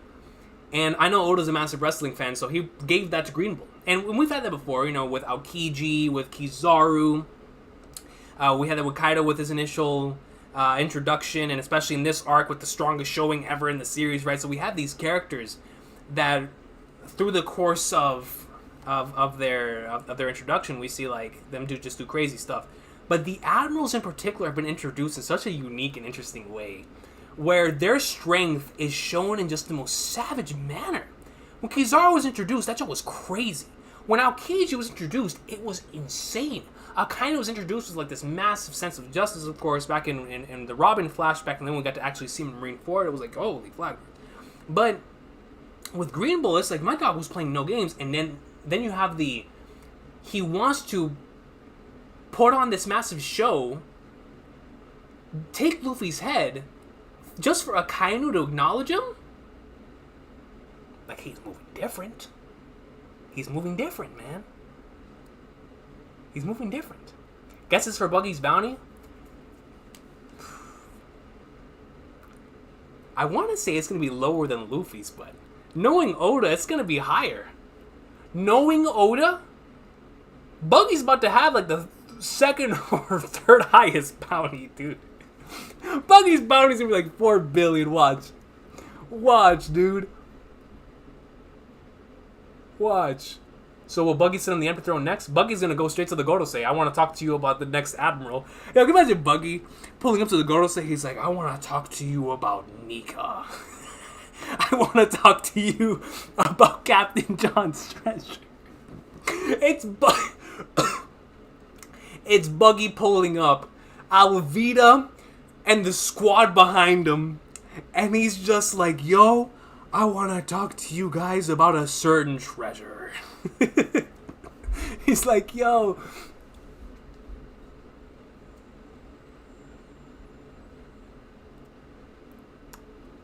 Yo, seriously. I mean, I love the showing Green Bull had in this chapter. is King and Queen dead? So we had in a situation in this chapter, we got to see everybody dried up. Of course, they were stabbed through the chest. I don't see it personally. I know they're going to be heavily injured. I saw Kinemon get stabbed through the chest and survive. Now, granted, he was immediately given medical attention, but King, who's a Lunarian, we still have to find out more about the lore from that end. Now, let's go through the two hypothetical situations. Let's bring that up. So let's just say King, Queen, they're alive, all that stuff. We all expect Kaido, of course, to have a showing in the final saga with them. But hypothetically speaking, if Green Bull kills Kaido's crew, they stay dead, and Kaido comes back on his own, first and foremost, it's going to hit really hard for Kaido specifically, and that might be why his flashback was saved, because then we're going to have a situation where his crew did not sell him out. You know, King and Queen stood with him until the very end, and they died for his cause. So if they do die, that's going to do massive for Kaido in the final arc. He's going to be going at the Admiral's. Oh, that might be the move. That might be the move. I mean, of course, I don't see King and Queen dying, but like I said, hypothetically speaking, if they are dead, that adds so much to when Kaido comes back into the story. So much to when Kaido comes back into the story. Oh, man, that adds more to the death which completes a person. The whole angle. Oh, that adds so much to all of that. Yes, that would be great. I don't want King and Queen to die. I love those characters, but that would be great for Kaido. Great for Kaido. But, hypothetically speaking, if they still, even after getting wrecked like this by Green Bull, they still stick by Kaido's side, then that's still a really beautiful thing, and we'll, of course, have those moments of, like y'all stuck with me. Y'all didn't do whatever it is that happened with the rocks where there was a betrayal and whatnot. Like, y'all stuck with me, and so. Either way, it's going to be really cool. If Buggy has a higher bounce than Luffy, I'm trying to tell you, it's probably going to happen. It's probably going to happen. Somehow Akainu still slept on. He did so much work in Marineford. Bresboy, Akainu, I think, did the most at Marineford. The most. He was doing both underhanded and overhanded tactics, putting in work. Whitebeard will forever be the MVP of Marineford to me. You know what I'm saying? Because of what he did. But when we look back from the Marine side, Akainu was their MVP, and it's not even close. It's not even close. They put in work, obviously. The Marines did their thing. But Akainu was the one who was actually out here taking out individuals. If it wasn't for Trafalgar D. Waterlaw Goatman, Luffy would have died there too. And Jinbei, of course. Shout out to my dog Jinbei. So it's like, if it wasn't for that, Akainu would have bodied both brothers right then and there. He tanked full Whitebeard. Of course, he wasn't in his prime. I don't care. You saw what he was doing to the island. He was shifting the seas. That was all concentrated on Akainu's head. And he got back up like, brother, I'm still moving. Not only that, but he was about to take out Kobe. And then Shanks shows up. Akainu was ready to box Shanks until Sengoku was like, alright, we stopping it. But he was ready to box Shanks, bro. I've always loved Akainu in regards to what he is as an individual, his role as a villain. I love his character, right? I love what he represents in terms of the series. This obstacle we're going to have to overcome eventually because of his insane sense of justice. I love that for a character archetype for a man of his position, especially as a fleet admiral. And he's funny, too, because every time you see him in the movies, he's always, like, crushing his cigar. He's just always angry. You always get that angry shot of Akainu crushing a cigar in every post-time skip movie. It's great. But, you know, the Big Red Dog, now with Magma taking out Big Mom and Kaido, and I know they're going to get back up, but now with Magma doing the thing, yo, let me tell y'all something. Akainu hype, baby. Akainu hype. And where there's Akainu hype, there's Kizaru, or Aokiji hype. So it's like, Aokiji and Akainu fought for 10 days. These boys were moving different. they're known as equals out on these seas, and Akainu, of course, won. We don't know what happened there. We don't know if he was let to win or whatnot. All we can go off of is what Oda said in regards to if Akainu set out to the sea, he would get the One Piece in a year. That's all we know. Akainu moves different. Akainu moves different. And he's younger now. Like, he moves different.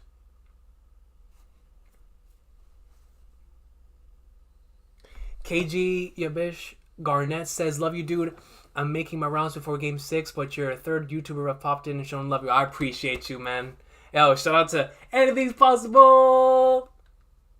Brago said Buggy gonna sit on the empty throne. Yo, shout out to Brago for that. That's hilarious. Did you guys notice Buggy's luck increased when he got Captain John's bracelet? That's true.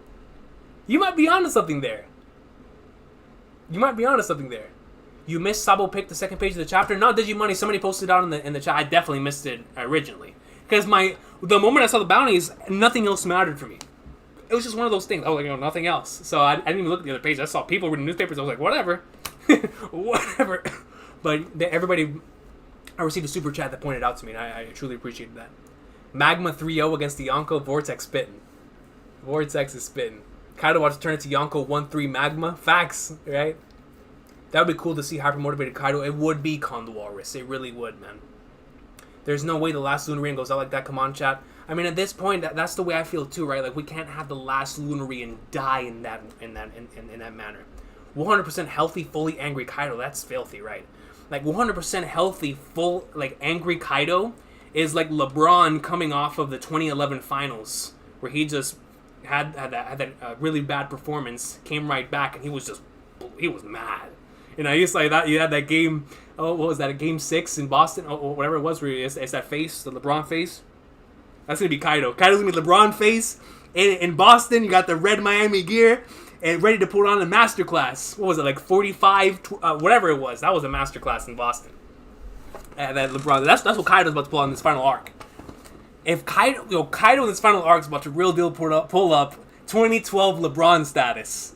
2012 LeBron status. So now, with Luffy having 3 bill, what do you think Zoro and Sanji will have? I still think with them at 3 bill, considering that King was at 1.4, I still do believe that, what was it, 1.3? I think King was at 1.3, right? So if King was at 1.3, I believe Zoro would be 1.4, 1.3, somewhere around there, because if Zoro defeated King, he's got to have it higher. And Sanji's probably going to have like a Katakuri-esque, like a bill on his head, right? Or Zoro could just have like a Katakuri level bounty just to keep the King hype for being under the world's strongest creature. But at the same time, he lost, right? He lost to Zoro fair and square. So I would have his bounty higher than King's. And then for Sanji, probably around that 1 bill, 1.1 bill after this week's chapter. Beppo, though? Thoughts on Beppo? Beppo hitting the Billy? Yo, if Beppo hits a Billy, I can hit a Billy. I'm gonna be honest. If Beppo can hit a billion, I can hit a billion. That'll be the greatest inspirational story of all time if Beppo hits a billion. I did as much as Beppo, sitting in my chair. And I love Beppo. Beppo's my guy. But come on. Come on now.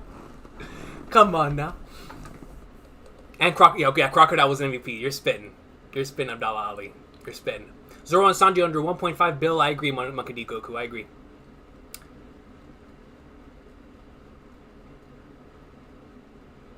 That would be dope, Sobri. Now that we have Luffy in his in the Nika in the Gear 5th pose, I do wonder if like Zoro and Sanji will have like theirs a little different as well. Oda gonna tell what's happening with Kaido and Big Mom. They're still chilling lava. I think when we come back, John Smith, I think what Oda is doing here, he's setting up the final saga, right? And so when Big Mom and Kaido get back up, that's obviously gonna be huge. It's gonna be a major moment. Whatever Big Mom ends up doing, I'm going to assume Big Mom's gonna be with her crew, but since Kaido's crew is not gonna be able to get him, Kaido interests me a little bit more in regards to, we know how much Big Mom's family is going to be loyal to her. They're going to rescue her. They're going to get her in some way, shape, or form. Bring her back to Whole Cake Island. Stuff happens over there. We know that's going to happen eventually. But with Kaido, it's like, when he gets back up, realistically speaking, what happens there? Is Kaido the one that stops Green Bull? Do we see Green Bull versus Kaido here, especially after Green Bull having waxed his crew right here? Because I'm so interested now in what happens with Kaido, especially in this final arc. Yo, Green Bull kill... Yo, no. Green Bull killing Kaido? Oh, could you imagine Kaido gets back up? He moves. Dude, that would do so much for the Admirals. I mean, granted, of course, Kaido is injured. He was just stuck in lava. But Green Bull delivering the final blow to Kaido would be massive, man. What if he's captured? What about if Kaido was brought back to impel down there with Doflamingo? What happens there? There's a lot of different scenarios, man, right? Because now with his crew being defeated, Kaido himself needs to get back up. So there's 3 scenarios here. He gets back up, he finds his crew again, or they're dead, and he goes up on his own. He could get up, go box Green Bull, or Green Bull just brings him in. Kaido's still knocked out, Green Bull brings him in, and he goes on impel down with Doflamingo. Yo, Doflamingo would be having a party with Kaido, man. Like, oh, you're down here too? You lost to the brat too? Oh, that would be hilarious. When did you see Doflamingo's reaction to all this, man? We have to see Doflamingo's reaction to this. Beppo reached 1 bill. He got to. Beppo's still going to be crazy in the final war facts. The most valuable bear, 100%. Shout out to Yoji, Moji, Mr. 3 Albuida for becoming Yonko commanders. Goats, Fajar. Goats. Momo as Pluton has to be. So, Jago Jaquez, that's what I thought of as well. That is a popular theory that's been down for a while in terms of Momo being Pluton and the whole going alongside the Poseidon thing with Shirahoshi. So it's like, if that's the case, then the Kozuki clan have always had these individuals under them, which means that the ancient weapons are people. Then, if that's the case and the ancient weapons are people, then Uranus has to be Instant Messenger Sama, Vivi. Like, who else could that be? Who else could Uranus be if they're actually people?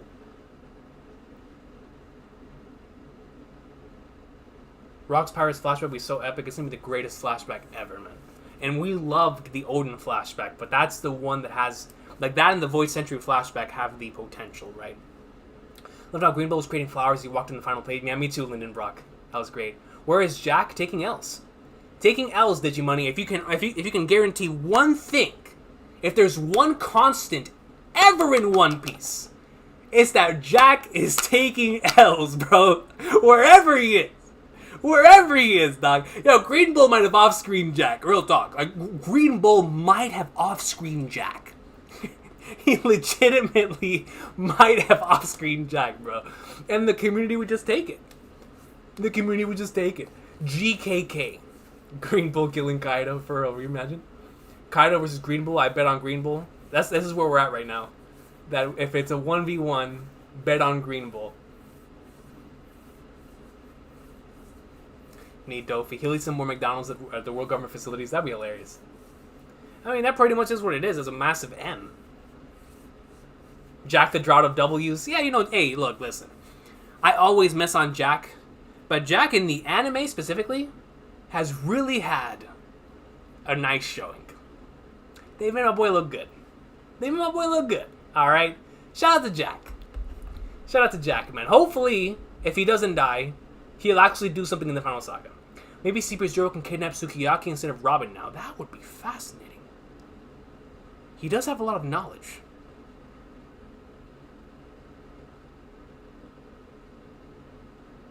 Yo, you're right. And if they kidnap Sukiyaki rather than Robin, or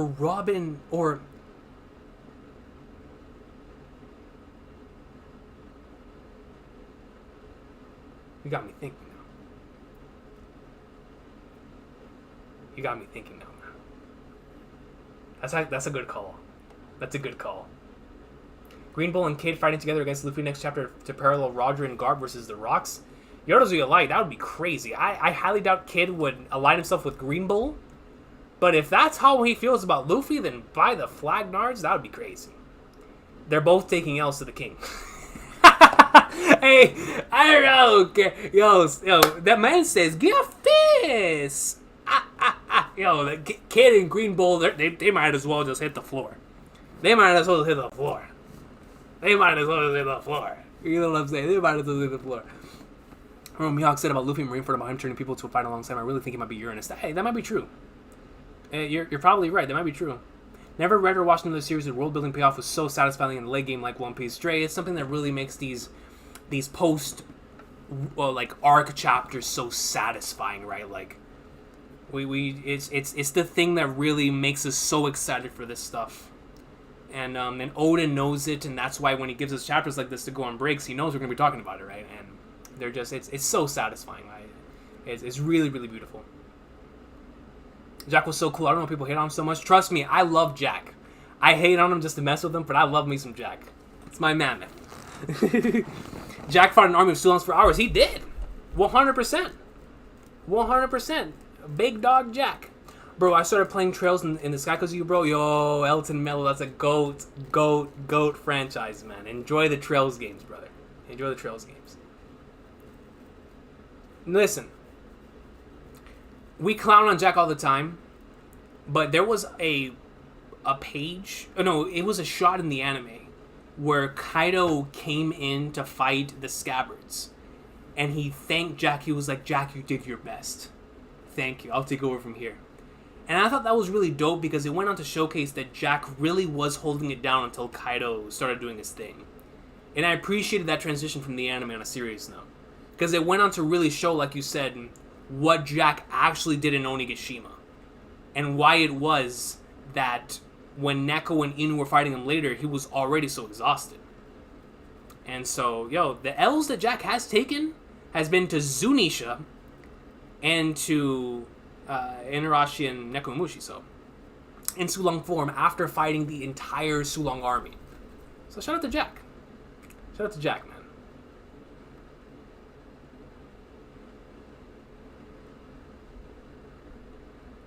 Kid neg diffed by Luffy this chapter? 100%. 100%. Kozuki so can read the poneglyphs. That is true. That's a great point. He can also read the poneglyphs. That's a great point. I'd be disappointed if Zoro's bounty is below King's bounty, if Sanji's bounty is below Queen's bounty. I honestly think, Zach, that they're going to be higher. I honestly do think so. Gear 5th would turn Green Bull into Piranha Plant. That would be fantastic. Could you imagine that? That would be fantastic. Trail's greatness came back at the perfect time. Yo, Laz, we got people into the Trail's greatness, bro. Yo, so Laz, you know how PlayStation Plus just added all the games, right, for a whole bunch of stuff on there. You know, in Japan, they gave them Trails in the Sky 1 through 3 in the PS Plus. So in the Japanese PlayStation Store, you can play as long as you have the PlayStation Plus. I don't know if it's Premium or Extra. You can play the Trails in the Sky trilogy on PlayStation 5. And yet, when it came to English, we didn't get Trails in the Sky or Trails of Cold Steel in the PlayStation Plus thing. Like Nihon Falcom, what are we doing? I understand y'all want to make y'all's money. I get it. But at the very least, put Trails in the Sky in the PlayStation Store. If you're already going to put it in the Japanese thing, you already, like, brother, just put it in the store. Put it in the store. People play it. It's like, don't just leave it to a Japanese exclusive thing to where they don't even have to buy the games. Dog, if you're going to go through the work to put it in the PlayStation Store, import it. We'll play it in Japanese. Even in the American... look, man, I don't know. Their business decisions really perplex me. You know, Microsoft actually impressed me more with in terms of bringing Persona. Like, God, Persona 3 Portable, Persona 4 Golden, and Persona 5 Royal come into Game Pass. And it's like, my dogs can't put Trails on the PlayStation Store. The PlayStation Game Pass is GOAT. They have a lot of great games on there, right? But come on, man, there can't be that big of a difference. There cannot be that big of a difference. You know what I'm saying? Like, come on, man. Host74 says, how can you like the end to Wano arc? Not cool. The clown part was the most unsatisfying part. Brother, first and foremost, 100%, your opinion on this thing, right? But look, in terms of how someone can not like something, dog, the question is, how can I not like this? Like, I got it. If y'all are dissatisfied with this, or for you specifically, if you're dissatisfied with this, I got it. I understand. But you gotta understand from my perspective that, yo, how can I not like this? You know me. If you've been here for a minute, you know me. You know what I love are the peak moments. I love moments. I love those situations in the weekly experience where we're just like, yo, this is legendary. And the past like 5 chapters have given me just back to back to back, yo. That's the reason why I love the end of the Wano arc, and it's not even over yet. It's not even over yet. Now, as far as the Buggy the Clown thing, come on, man. You gotta take the joke, bro. You gotta take the joke. It's funny. It's funny stuff.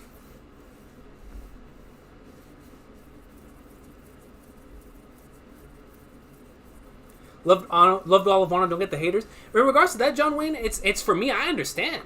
Like, trust me, I actually really love looking at the perspective because my perspective is so skewed, right? Like, I'm such a blind One Piece tard that I genuinely love looking at the perspective of the individuals that aren't rocking with it because I don't feel that way, right? And so when I see individuals bring up their perspective, their point of view on why they're not rocking with things, I genuinely appreciate that, especially for Wano, because I know it has been, every arc post-time has been divisive. And that's because that's the majority of the community has been caught up at that point, right? Like, Dressrosa was extremely divisive. Whole Cake was even more divisive than that. Wano has more people that love it than hate it, especially in the casual side of the community. Everybody loves Wano. But here in the community specifically, it's divided. Not as much as the other two, but it is divided. And, but I really appreciate seeing the other side, seeing the other point of view. Because like I said, with this being my favorite arc in the series now, I really like seeing the other perspective. I love seeing why people feel about things in the way that they do. Because it allows me to comprehend my own understanding of this arc as well, if that makes any sense. Like, I had this conversation with Fiji the other day in that regard, and it's like, trust me guys, I understand. I get it. It's just for me and what I like, Wano greatness.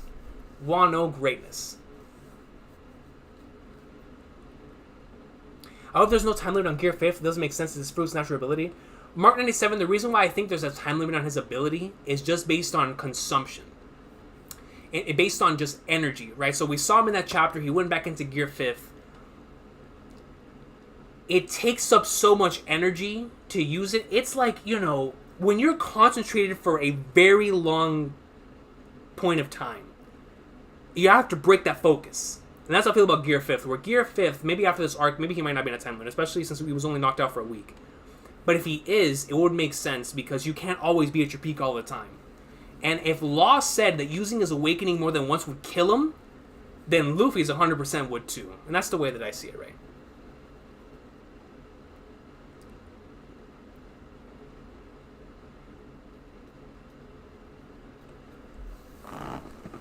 I'm so overwhelmed with all FF7 news alone, plus the One Piece chapter. Yo, same here, first ASL. Same here, yo. Sukiyaki is a coward. That man was... I mean, no, it's like a half and half thing, right? To where, like, I can see where you're coming from, but the man went through it, bro. I mean, he lived, like... He himself used himself in that way. He was like, man, I should have done more. I could have done more. And he had to rely on the individuals who could do more. But, he himself... sees himself in that way, you feel me? One arc is mid, but this ending is hype. Respect, man. The ending is hype, though. The ending is hype. Ending is hype.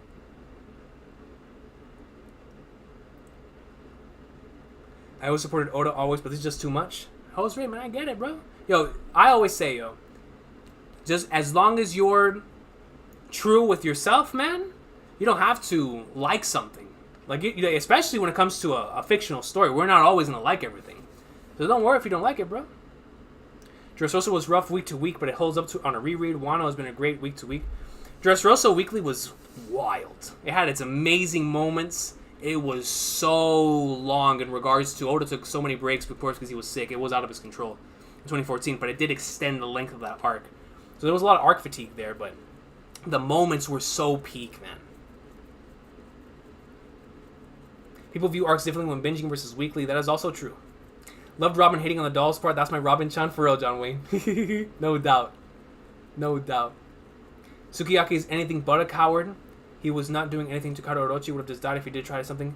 Like, Laz, that's the thing that makes the Sukiyaki thing so special, right? Is rather than trying to battle against the forces of Kaido Orochi, he believed that one day, 20 years out, these individuals would come in to take care of the job. To come in like Swimworm and take care of the job. Not only that, but like you said, if he would have stood up to him, what in the flying flatters was he going to do? Like, that's Kaido Orochi. So rather than just trying to get out of that way, he found Tama, took care of her until the boys came in, right? And so he did his part. Right? He took care of the swords. He kept going up there and like Swimworm, taking care of Tama. So, could he have done more? I mean, obviously, when you're unable to do anything, when your hands are tied, what else can you do? It's like he had his own Odin situation where he was unable to really do anything. Because if he would have acted out, everybody already thought he was dead. So if he would have acted out, it would have just ended up hurting the cause even more. But what I do think is really tragic on his behalf is that no one will find out that he is Sukiyaki, or he doesn't want people to find out he's Sukiyaki. So everyone else is going to just continue to think that he's dead. Even though there's some people who he said that some scabbers may have already figured him out. And if that's the case, I do wonder how Oda's going to handle that. Especially if Momonosuke is Pluton. We're going to have to get a situation to where Sukiyaki leads Robin over to Pluton. Which is, if Pluton is Momo, it's like, oh, flag marks, right? It's crazy.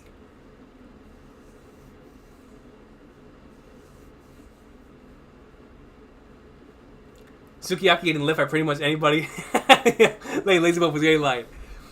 Sukiyaki failed and he knows it. I'm glad he didn't. Same here, John Wayne. Same here. He really would have just died taking on both of them.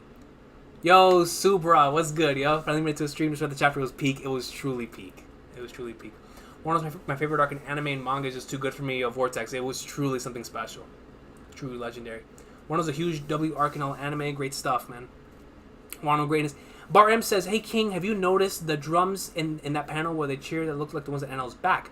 We talked about this earlier. No, I didn't, but I noticed the symbol. I forgot what the actual like name of that thing is, but the tomes. They're called tomes, right?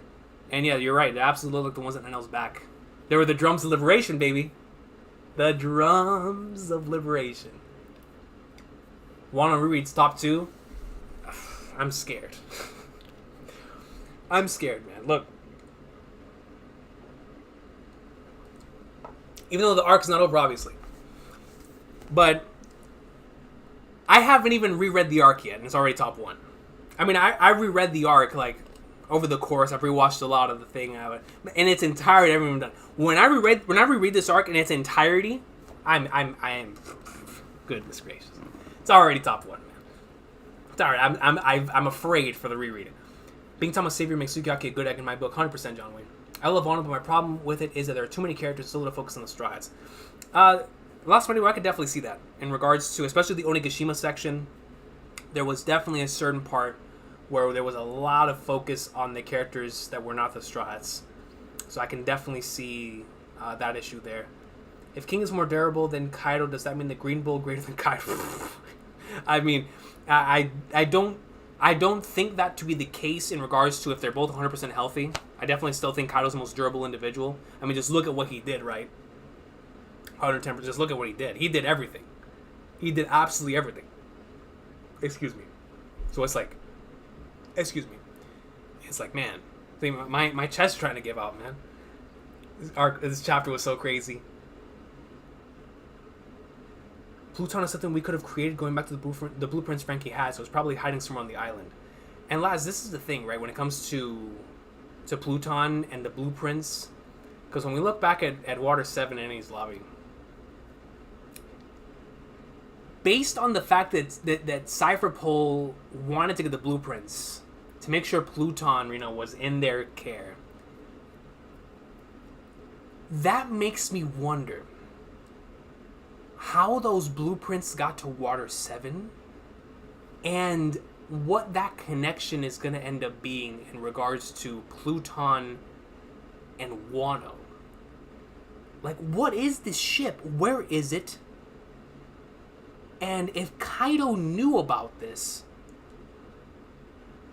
Like, there's so many questions. There's so many questions, man. So many questions. Yo, what's good, Kev the OG, bro? What's good? Do you think someone in OG Joy Boy's crew had Otama's fruit and gave the order to Zunisha for a walk for 1,000 years? That's actually a good point. I didn't even think about that. That's true. That's true. That'd be wild. Thomas fruit going all the way back then? Yo, what's good, fam? What's good, yo?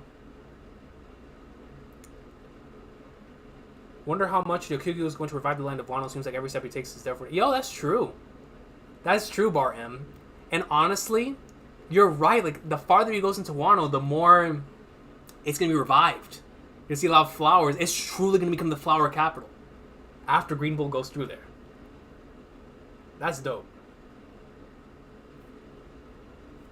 Top 2 for me because I put Skypiea first in the other arcs. No, Maki, man, I understand when it comes to preferring one arc over another. Nah, like, Skypiea means so much to me too. Like, I get it. I get it. I've read this arc and it's already ordered its peak storytelling. Whatever anyone says, Wano is the best. I always say, like I said, just trust what you say. If that's what you believe, that's what you believe. That's what I believe too, yo. I truly believe that Wano has just been so much fun, man. Like, it truly is just such a special arc. I think we get new blueprints in Wano, then we go to Elbaf for the Adam Tree Wood. Frankie will build a crazy weapon. We'll name it Battle Frankie with a special number. If Frankie is the one who wields Pluton, it would just come full circle, right? And it would make sense, like you said, with the Adam Tree Wood. That'd be dope. I like that. I like that, Momos. All the foreshadowing playing out in Wano was peak, 100% Dre. Yeah, and going back to what Sengoku and Akainu were talking about before, everything literally ties back to Wano, Les. Everything ties back to Wano. It's kind of nuts. It's kind of nuts, yo. Green Bull has been in Wano for 2 chapters and already has shown his awakening, something Kaido can do this entire arc. But we don't know that, Digimoney. In regards to what Kaido's awakening is, right? Like, we still have no idea what if his awakening was his Dragon Steer, if his awakening was something else. Because we know that he could do it, right? Obviously he was very proficient in it based on what he was talking about. Using your fruit to the highest potential, to its highest ability. And so, I just hope that one of these days we get to see the confirmation of what his awakening was. Like, maybe was Oda trying to let us know that his awakening was actually, hybrid form, dragon form, the ability to do all of them, whatever it was. Like, I look forward to it. And if you're right, and Kaido couldn't do the entire arc, it's like, or why he didn't do the entire arc? It's like, then why? Unless that's something that's going to be in the end of the series. I don't know. It is very strange. It is very strange. Which is why I believe he already did show his awakening. I thought Kaido's form was his awakened form. That's what I thought too, John Wayne. That's what I thought too. Wano was called the Land of Gold, yes. And there goes that possible connection to Skypiea, right? Which is also called the Land of Gold. Poneglyph of Pluton, Alabasta, Blueprints in Water 7, location in Wano. Yo, Lazy Mofos, it's cooking, right? It's cooking. It's cooking. So, Oda's cooking something, man. Oda's cooking something here, yo. Could Pluton be some sort of airship? We've seen boats fly with balloons, but Pluton could be a proper airship like a plane. Yo, Adam Cox, if Pluton is like a Final Fantasy airship, and we're real deal, because One Piece has always been a JRPG to me, in regards to it. I think the reason why, because I really love JRPGs, and I feel like One Piece is like the manga version of a JRPG. So it's like you take the manga version of the JRPG, and that's One Piece, right? And it's so dope. In regards to, the way it's structured, going from place to place, gathering your party members and all that stuff. But in regards to that, getting an airship or turning the Thousand Sunny into an airship would be the ultimate. The series is ending, because in every Final Fantasy, once you get your airship, it's you're entering into the last part of the game, right? Or into the final half of the game. So that'd be super dope. Shout out to Skypiea. Yeah, shout out to Skypiea, man. I want to see Enel in the last saga. Maki, man, we have to see Enel. If we don't see Enel, I'm going to be mad. King, where do you think Wano ends now? Because 1054 begins next saga. Yo, I had this same question when I finished the chapter, bro. So what is your opinion? I'm too late streams. No worries. It's great to look back on this. We're going to have a lot to talk about. We're going to have a lot to talk about going into this break, right? And that's one of them. Like, Green Bull is heading to the Flower Capital. What in the Flying Flagners is he going to do? Obviously, the dawn hasn't happened yet. The borders haven't opened. So it's like we were talking about whenever this announcement first came out. The first thing that came to my mind is, in Oda's mind, the transition from post-Wano to Final Saga, they're the same thing. In Oda's mind, once we enter post-Wano, which is what's taking place right now, that to him is Final Saga content.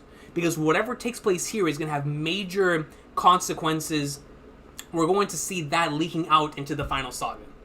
And so it's like, crazy stuff is potentially incoming. Crazy stuff is potentially incoming here. You feel me? So I am so happy that we're not leaving Wano yet. I'm so happy. The land of goats. Kaido took the Nika pick, facts. There are good hints for NL's comeback from an interview with Greg Warner, who worked with Oda. Oh, Greg did an interview with Oda? Or he did an interview for NL's return?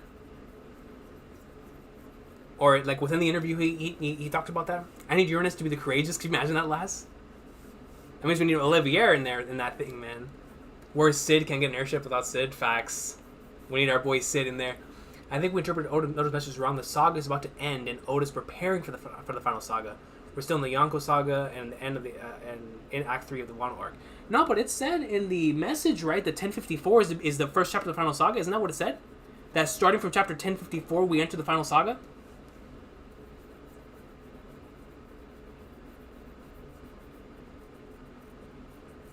But I still believe, going on what you're saying, Momos, I still believe that in that regard, like you were saying, in Oda's mind, I still think they're both the same thing regardless. I still believe that post-Wano really is a transition to the final saga. So to him, whatever happens here is that transition to the final saga. But that's so, like, but I'm so happy now because it's like, Wano still has more time. We still have more to see. And it looks like it's about to get insane with Green Bull coming in. So it's like, my goodness. Yo, Izzy and Thing, what do you think about the chapter, yo? Greatness. Usopp needs a chance to shine next arc. He's going to, yo. Elbaf is incoming. Elbaf is incoming. Nemo says, hi, are you satisfied with the 3 bill each? I am. I did not expect 3 bill for Kid and Law. And for Luffy, I was expecting higher for Luffy, but it makes sense with the beginning of the chapter's context, right? They didn't want the Nika picture or the D being Luffy's name. And so, taking that out, they wanted to keep his bounty low intentional, or at least in the same level as them, as not to raise suspicion for who Luffy actually is. Because if not, they would have put that thing extremely high. But it also gives me, it gives me that bit of insight to now we know that these are not the final bounties. These are not the final bounties, right? 5 more Wano chapters at least. Yo, Joel, we're hoping for it, baby. Pluton is the egg in the Odo Jackson. K88 at this point, it might be. At this point. Also, did they fail to capture the warlords? Yo, Herman Shu, after what we saw with Buggy this week, it might be. They might have failed. Or at least some of them. Some of them. WZ, Goat Recon, appreciate you, man. I don't think 1054 begins the next saga. I think the next saga begins after the Wano arc ends. I also believe Oda restructuring the next saga equals entering the next saga. So, or does not... Yeah, no, I see what you're saying.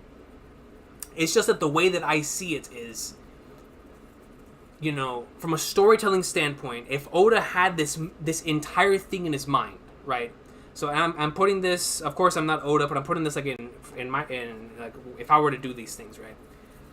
In my mind, the end of Wano signifies us entering the final saga, right? So if they go hand in hand, if what we're about to get into is Volume 45, which Volume 45, if we go back and remember, it was bounties, Shanks clashing with Whitebeard, we got to see the dragon reveal, Ace versus Blackbeard, Round the World stuff, all that stuff. All of that took place, and right before we left Water 7, we got Frankie, got the ship, we left, had the goodbyes, and then Ace vs. Blackbeard happened. That's why I think what we're about to get, this next stretch, is going to be like that. Where we're going to see whatever happens here in Post-Wano, which is insanity, leading us directly into the final arc. or not final arc, final saga, right? Which is gonna directly the consequences of what takes place here is, and we were already seeing it with the Four Emperors, right? That's why I think that in Oda's mind, where he's already starting, like I say, he's starting preparations for it, and because I don't know if Oda views arcs the same way we do, in the same way that we view chapters and episodes differently than they do, right? Like for Oda, potentially, what he meant by the last chapter, for example, maybe it wasn't specifically the last chapter of the series, maybe it was some of the last arc. So when he talks about that he has the last chapter in his mind for so long, maybe he wasn't talking about just the last chapter, maybe he was talking about the last arc. Because chapters, episodes, all of that stuff is common language for maybe more than just one, especially coming out of the Japanese language. And I learned that thanks to Berserk, because I've been a Berserk fan for so long. They refer to Berserk chapters as episodes. And so there's a difference between the Berserk episode and the Millennium, the Falcon of the Millennium chapter. And so you have that difference, right, in translation, and between Japanese and English. And so that's why I strongly still do believe this is, like you said, preparation for Final Saga, but we are technically starting the Final Saga, because we're transitioning into it, starting with the next chapter.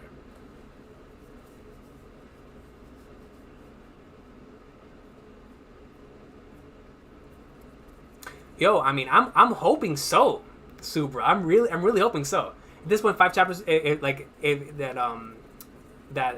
you think it won't be enough, and we're gonna get another volume coming from Wano, I'll take it.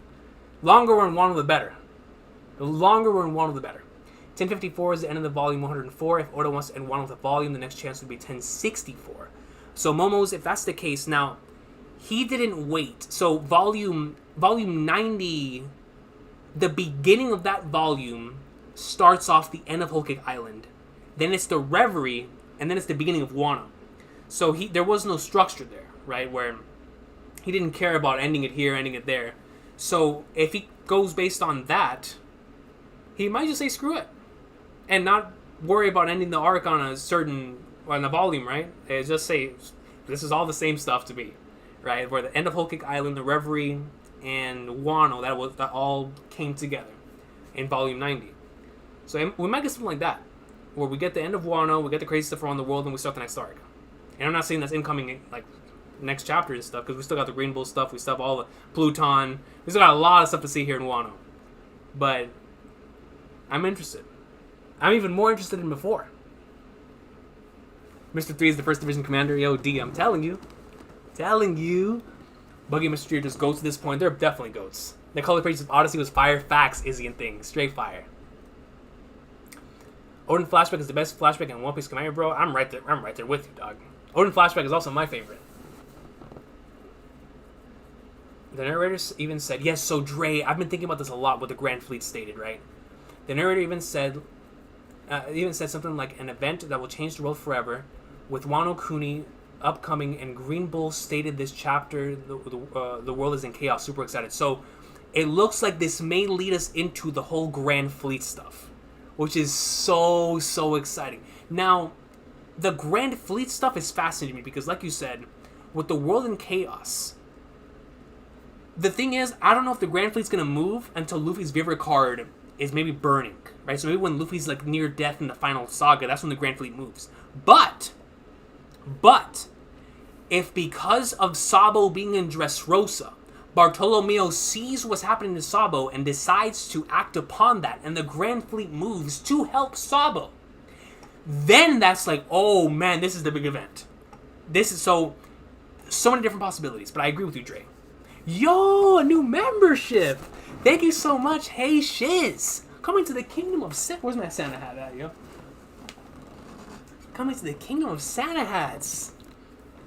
Thank you so much, Hey Shiz! I truly appreciate you.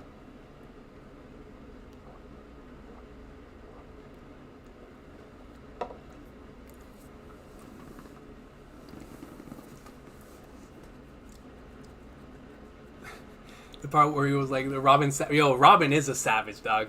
I appreciate you, Wait What, huh? I appreciate you. What you said makes sense. It is insane to me that Wano arc still has 5 acts in total. about 3 to 4 more volumes. I mean, we still don't know whether it's going to have 5 acts. If it does have 5 acts, we're still here for a minute. But if it's only at 3, then we're going to be here for. We still could genuinely be here for 10 to 15 chapters, which is fine with me. There's a lot to uncover here. A lot to uncover here. Seriously, there's a lot, man. I wonder what will happen if Luffy goes Gear 4 and Gear 5. Well, that would be crazy, Great Castle.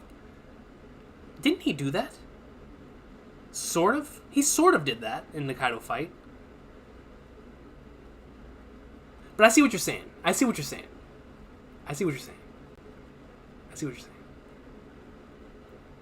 I want to see Buggy box now. I mean, no swordsman. Hey, he like low diffs every swordsman. So if they have a sword, that's low diff. So I'm sorry, Shanks. I'm sorry, Mihawk. All the top tier swordsmen, Green Bull, Fujitora. They can't see Buggy. So Buggy auto top 1. Buggy auto top 1, yo. Roger laughing is my favorite panel in all of One Piece. Is just magical. Yo, it is such a beautiful, beautiful panel. That is honestly, Momo's, one of the, like you said, one of my favorite panels as well. It's just a magnificent chapter. It's such a beautiful moment, and the anime just did a great job with it.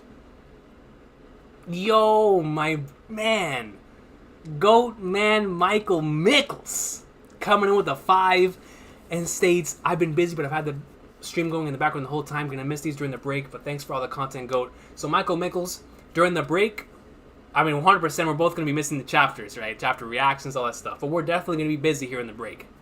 I'm gonna try to come on here as much as possible to do as much during the break. I definitely want to have a few streams. When it comes to the greatness, and my own just recorded videos as well. We gotta talk about the One Piece greatness throughout this month, man. There's a lot to discuss, obviously. But Michael, man, you a goat. Thank you so much, bro. I truly hope nothing but the best for you and the family right now, man. Had to get my own Santa hat. Yo, hey Shiz, I appreciate you, dog.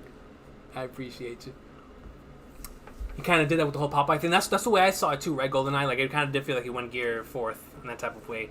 I think just use a hockey punch. Of course, when it comes to Shanks specifically, I think Shanks can use his toenail and put hockey into it. You feel me? I honestly think Shanks could, like, put hockey into the earth. That's how much I think he's rocking that Conqueror's hockey.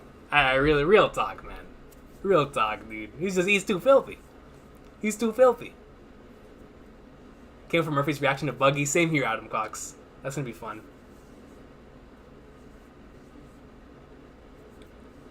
What manga are you reading right now besides One Piece and Kingdom? Those are the ones that I'm caught up to in regards to. Not Kingdom. I'm only caught up to One Piece. Kingdom, I'm catching up. I'm still catching up. I'm caught up to One Piece, catching up to Kingdom. My next plan is to catch Chihaya Furu. And then I was caught up to a bunch of manga. And ever since, like, a couple months ago, I've been letting all of them stack. Like, all of them stack. I'm in a little bit behind in JJK. So I'm, like, almost there in JJK. But the only series I'm caught up to are the ones that are on hiatus. Right? And the ones that are coming back. Like, Berserk, obviously. I'm caught up to that. And, like, the Nanas, the Vagabonds, the Greymans. All the ones that are never here. The ones that release stuff consistently, I'm not caught up on any of them. Like I said, I'm a little behind on stuff like Hajime no Ippo. Another big favorite of mine. Definitely during the break, I'm catching up on that.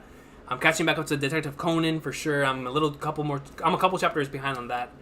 Chihaya Furu is about to enter its final thing. I definitely want to catch back up on that. So I'm reading those during the break, for sure. Ippo, man, Ippo's getting great.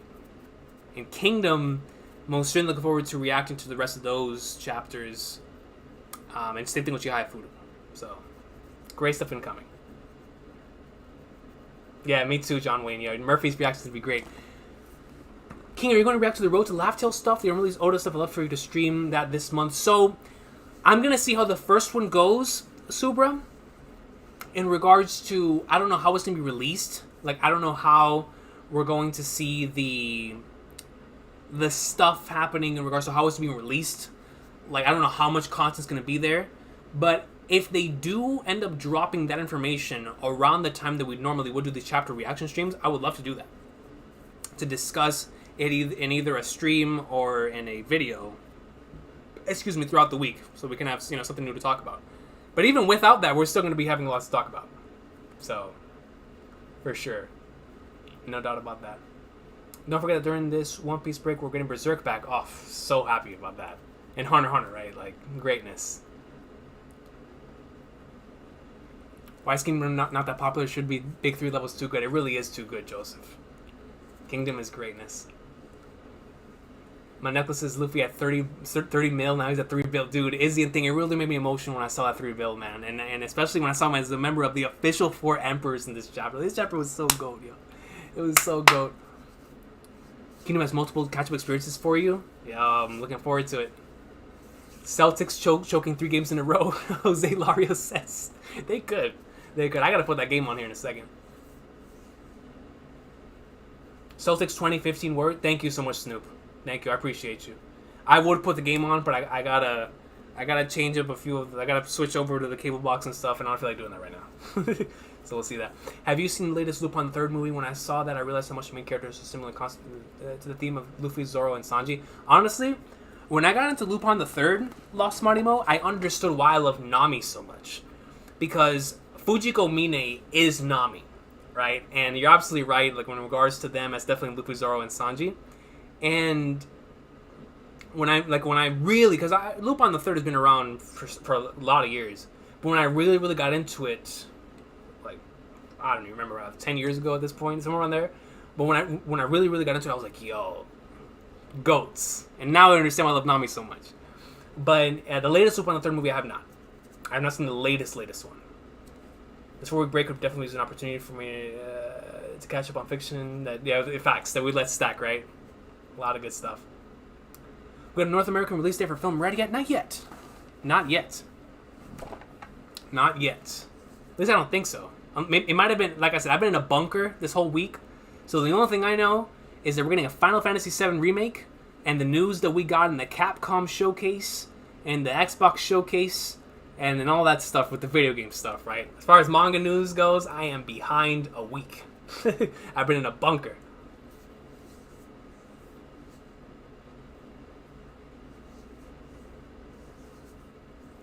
Oh, Kingdom dropped today too. That's dope. If the game is close, Warriors are winning. Are you a Warriors fan, GoldenEye? Warriors. Nami thumbs Go-Go. Momo gag last week. That was funny.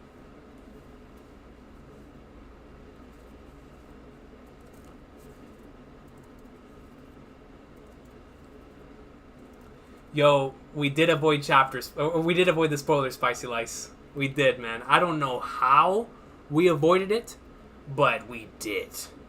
We did, yo. I have no idea, but we did. And I had to take super precautionary measures, Spicy, where we went all the way back to the bunker of bunkers, where I just did not touch anything on YouTube, on Twitter, on anything. I just let it all go. The only time that I logged into anything was to check on my boy Roggy, who's currently in the hospital. And I just wanted to check on him, see how he was doing. Besides that, I have been zero dark 30 from absolutely everything. And it took a lot, but when I read this week's chapter, it made it all worth it. Because I was like, yo, we went into this not knowing a single thing. And it was a beautiful experience. A beautiful experience. But yo, I'm running out. My throat can no longer speak. Javante Williams, let's go. Yo, this chapter was goated. Bleach new trailer, soon anime expo, Izzy and thing. Let's get it. So we're gonna call it right here. Oh, this chapter was crazy, man. This chapter was so good, dude. Phenomenal chapter to allow us to go into a break, to lead us into a break. And man, the 1 month time skip begins. The 4 new Yonko. Legendary chapter. I appreciate you, FDOG. Thank you so much for that theory, bro. Yeah, Momos, we might need to do that. I'm gonna need to come up with a thing, right, or something. I don't know what I'm gonna do, but for the final saga, we're gonna need to figure out something. It's gonna be crazy. But yo, y'all have an amazing one. I hope y'all enjoy, because I know there's some individuals that only watch chapter reaction streams. So for the people who only watch chapter reaction streams, I will see y'all in a month. I hope y'all have a great one. That y'all take care, and I will see y'all when the series comes back. And for those that I see all the time, that every time there's a stream we connect, or when there's a video we connect. I definitely look forward to seeing y'all throughout the entire break, because there's gonna be a lot to talk about within this break. A lot of videos incoming, a lot of stuff that I have in mind for us to do. But man, this stuff was crazy. We're in an amazing chapter, a great stream we had today, a lot of discussion, a lot of great stuff. But the Dave Meltzer scale, Zachariah Zach. Shout out to the 5 Santa hats, man, down the Dave Meltzer scale. But yo, we should end the stream like anime in the pre-time skip, so go to the Final Saga. Yo, go to Final Saga. As a matter of fact, you're right. Just like in the anime, 3D2Y. Santa hat right here. That's where we're going to leave it. That's going to be the final image going into the Final Saga. It's going to be the Santa hat right there. Let me slide under this thing. We're going to leave the Santa hat there. I will see y'all next time. Have an awesome day. Take care, yo. Now, let's see if I can actually get to my mouse. You know what? Hold on. 1 second. Pause. All right, ladies and gentlemen. Thank you for watching. Thank you for watching. Take care. We're leaving the Santa hat there for dramatic effects.